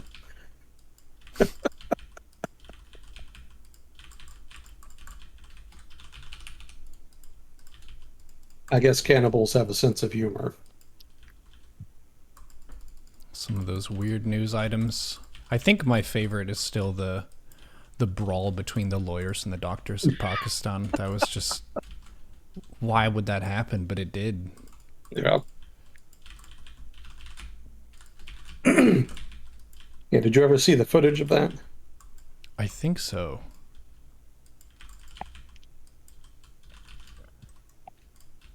Yeah, they kind of come in at a trickle at first, Hmm. and then they just flood in. They're just at a dead run.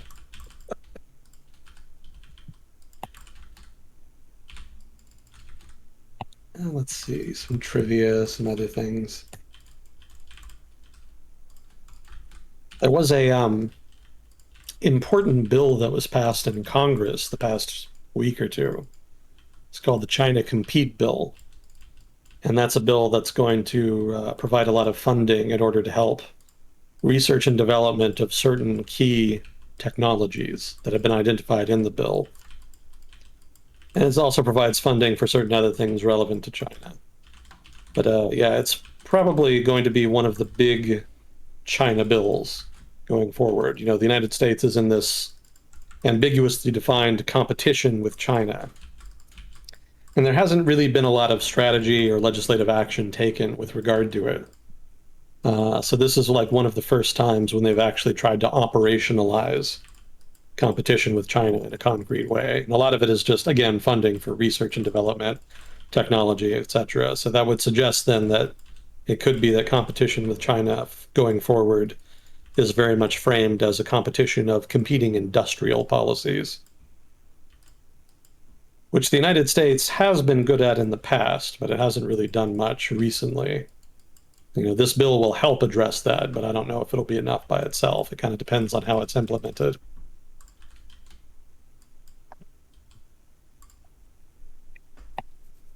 It's better than relying on aircraft carriers. As I've said before on here, you can't fight economic influence with military force. So at least they're trending in the right direction as far as how they're dealing with China.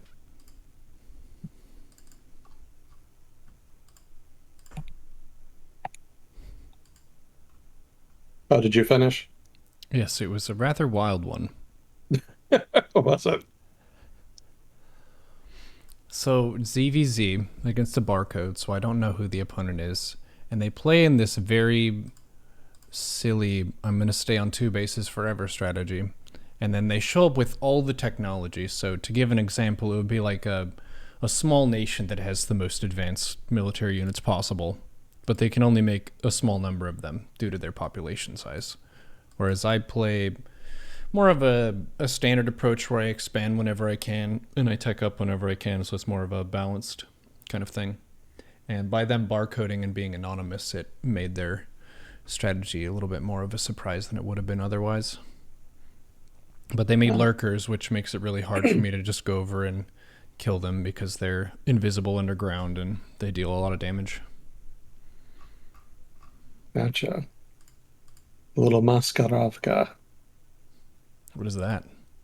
Misdirection. Hmm. It's Russian. They used it a lot in World War II. I think the biggest Soviet offensive in 1944 was Operation Bagration, or however it's pronounced. I always just say Bagration. And it was centered on Army Group Center. That was the German Army Group Center, which was like the middle of the front. But the Soviets didn't want them to know that their upcoming offensive was going to target Army Group Center. So they tried to convince them that they were going to target Army Group South. And so they did a lot of radio chatter suggesting that they were going to move troops there, and they had all these fake tanks and stuff that they set up opposite Army Group South. And it was just this whole massive campaign of misdirection. And very effective. The Germans were convinced that they were going to attack in the south, and they were caught totally off guard when they came in through the center and just basically obliterated Army Group Center and shot a giant hole in the German line as a result.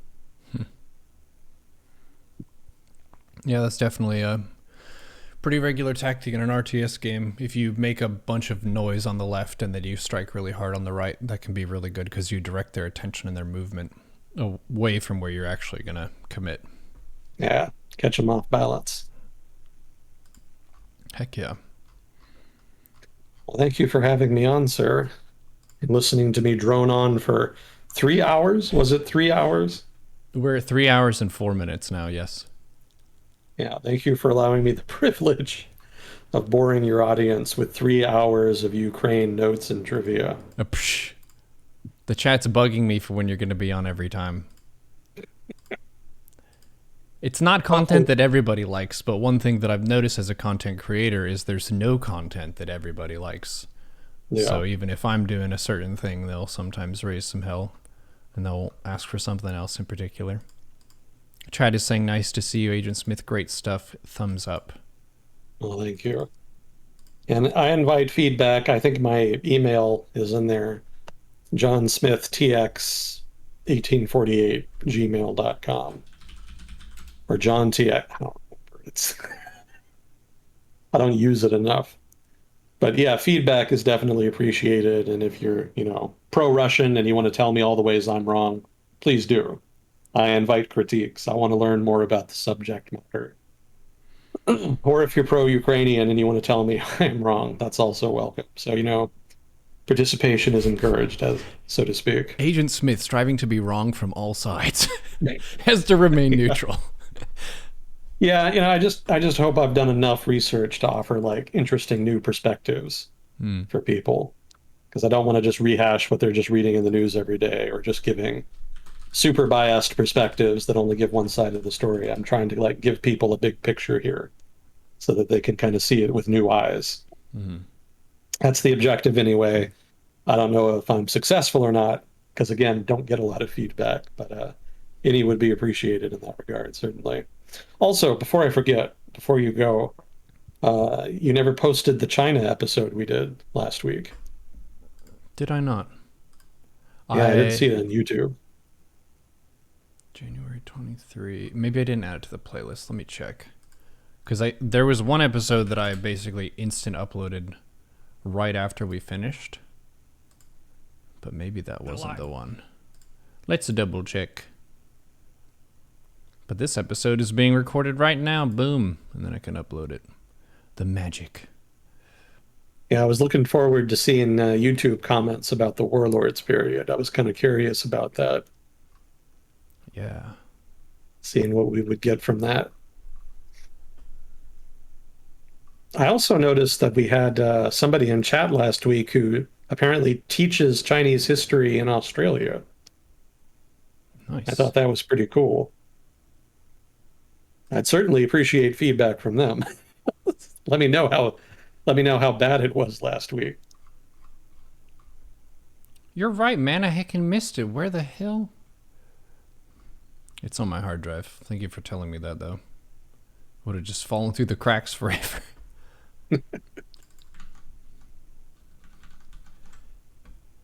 Neuro, you find content here some of the time, but not all the time, and that's part of the excitement. Will we get the upload online this week? There it is. Chinese Warlords, February 6th. So yeah, it wasn't last week, but it was the week before. And then there was China Part 2. Oh no, I sorted this incorrectly. But yes, the China episode will be uploaded. Cool. I found it. I wouldn't normally say anything, but I was really anticipating comments on Warlords. Yeah, well, not anticipating. You can anticipate some comments on this one as well, let me tell you. Oh, I don't doubt it. Yeah. Please be merciful. He's trying, chat. If he's wrong about stuff, and this is another maybe major difference between some people who talk about news and politics, is that he's not trying to prove that he's been right on this issue all along. He's just trying to look at facts and relay them and talk about them. So we're two people having a friendly conversation here, and if you have corrections, share away. And if we're super wrong, just tell us. Let us know. And if you need to say some swear words too, just have a good time. Did we have any questions? It totally slipped my mind. I didn't even try to take questions, and no one really stepped up for it based on the amount of Ukraine stuff that we had. And all the questions that I saw before then were about Ukraine, so I was just kind of like, yeah, we won't worry about that this time. Oh no, it looks like Mask got some.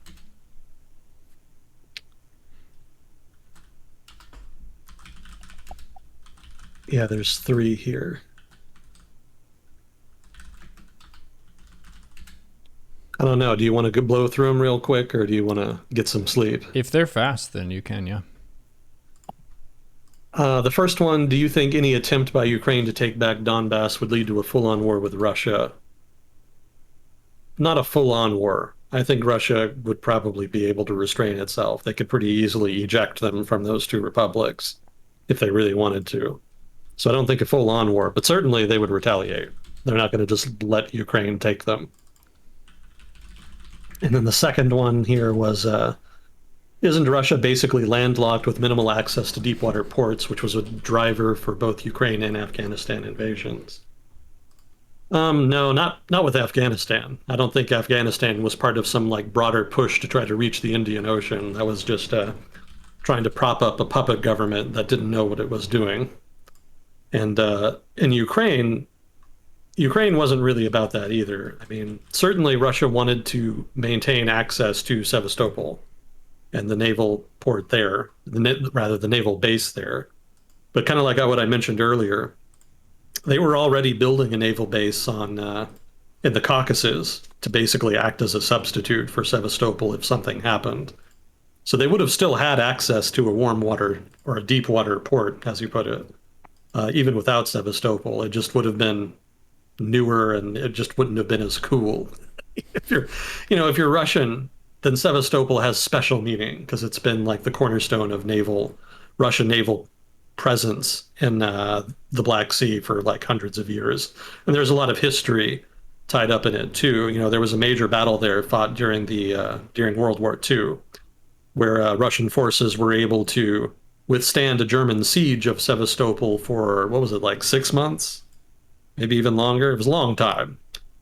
So that was one of the hero cities of the Soviet Union after World War II ended. So there was a sentimental attachment. There's a strategic attachment.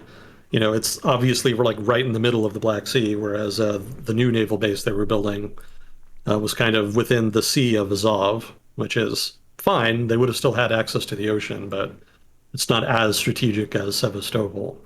So it wasn't really about access to a deep water port per se. They would have had those either way.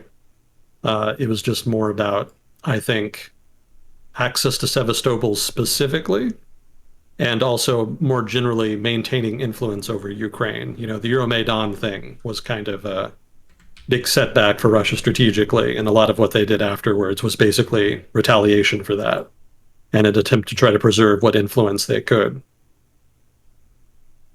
It's kind of a convoluted answer, but hopefully that makes some sense. And then the third one here, your thoughts on the Emergency Act, all caps, being invoked in Canada. Do you believe it's an abuse of power? I think kind of it's an abuse of power because the original Emergency Act passed in 1988 was very specific about stipulating that only very narrowly defined emergencies would qualify as being sufficient grounds for use of the Act's powers. And the government in Canada right now is kind of bending current events in order to try to fit those qualifications. So kind of an abuse of power, but it is still technically legal. So I would not expect people who are pro-protest to like it in the least. Certainly for them, it's going to be government overreach. But I don't think it's illegal government overreach. I think technically they will be able to successfully use emergency powers. Emergency powers in general are super amorphous. In general, judiciaries defer to executives to determine what constitutes sufficient grounds for national emergencies. So most likely the Canadian government will be able to do what it wants to do here. Are you familiar with what I'm talking about, Neuro? Because I don't think we mentioned this earlier. Yeah, you're talking about the trucker protests regarding like vaccine requirements and so on around the border. Yeah, so my quick take from what I saw was these protesters are occupying areas that it's really kind of like fucking over a whole city just by sitting there. And like, I understand your right to protest and stuff, but if you're basically directing a lot of that energy and it's messing up the business and lives of other people, you want to try to find a way to protest in an elegant way, not where you halt everything that's happening around you, which is what was happening. So I think you would expect the government to eventually do something. And then the question is like, was that too harsh or the right amount or not enough? Exactly. And it depends on who you ask. Oh, yeah. I have to say, I was pretty impressed, though, with the strategy, because it was an extremely disruptive approach to protesting. They even shut down that Ambassador Bridge, the bridge between Windsor and Detroit, through which a huge amount of not just trade between Windsor and Detroit, but a huge amount of Canadian trade with the U.S. generally apparently comes across that one bridge. So that's a pretty effective use of a choke point there, politically speaking, to try to extract concessions from a target. Mm-hmm. Not saying I necessarily agree with the objectives per se, but in terms of strategy, they seem pretty solid. I mean, it's not as though they have a whole lot of support. I think support is pretty small at the moment, anyway. You know, anti-vaxxers in general are a pretty small part of the population in most places. And then generally more people are kind of anti-vax adjacent. They're people who are kind of pro-vaccine, but who don't like the idea of mandating vaccines. Yeah. So I suspect that's like the larger group between them, and that's probably more where they're getting support. But despite being a relatively small group with a kind of niche political concern, they've really managed to leverage their power well, in so much as they have like a hold on the logistical networks running through Canada. So, you know, they had a specific objective, they had specific powers that unique to them in the economy, and they've managed to combine those very effectively. So it's pretty smart in terms of organizing. I'll say that.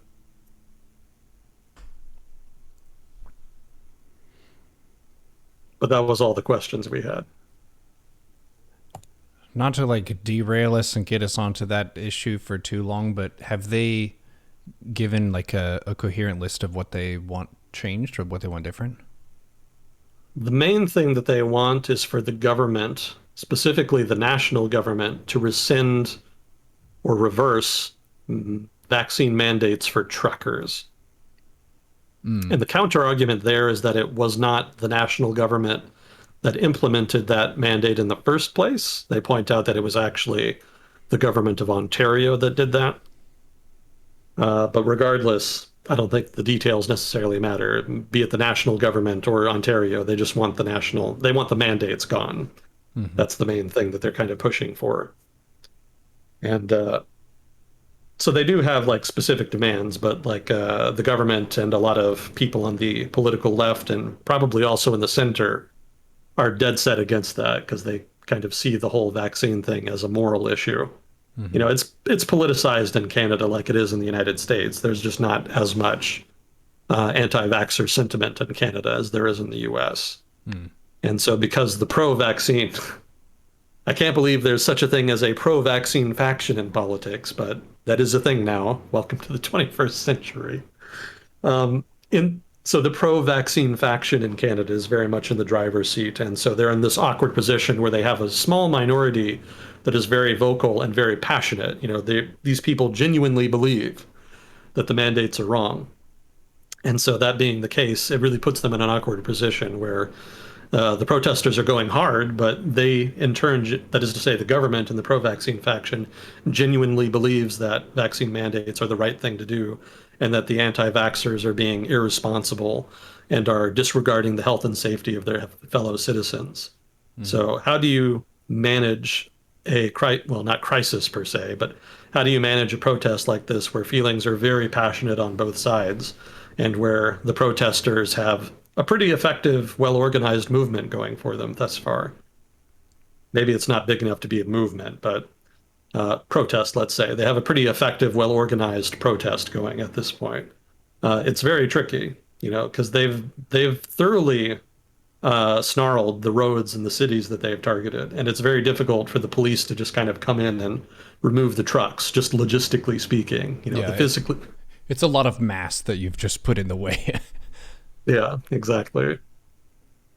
And the protesters, for the most part, have been relatively well behaved. There's always outliers and stuff, but I don't think there's been anything too egregious. I know there's some examples of like a war monument being desecrated or some such, and then there's been examples of people flying like swastikas and Confederate battle flags and stuff like that. And there's been some negative interactions, shall we say, with some of the locals, to put it mildly. So That's such a, yeah, there's a funny phenomenon of protests where it starts with one issue and then all the different fringe issue people who just like, they like protests and they like chaos. They're like, did you hear there's a protest coming up? Oh, what's it about? Shh, it doesn't matter. Let's go. We're going to yell about our issue in particular, which can oftentimes confuse with whatever the starting issue was. So yeah, that was also a thing, which we didn't focus on particularly in this episode, but maybe on the next episode of World Discussion with Agent Smith, we'll talk about big trucks in the way and what it means for you. yeah. Yeah, I'll see what I can dig up on it.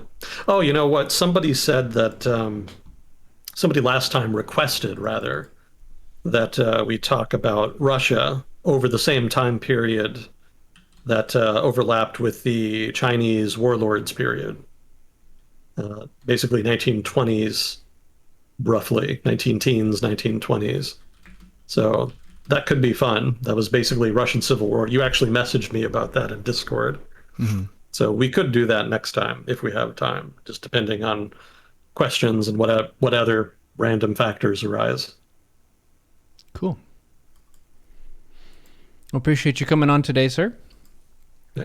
Thank you very much. Always a privilege. Thank you very much. Ladies and gentlemen, take care of yourselves. Take a 20-minute walk this week, you two Agent Smith, and we will see you on the next episode. See you on the next episode, sir. GG.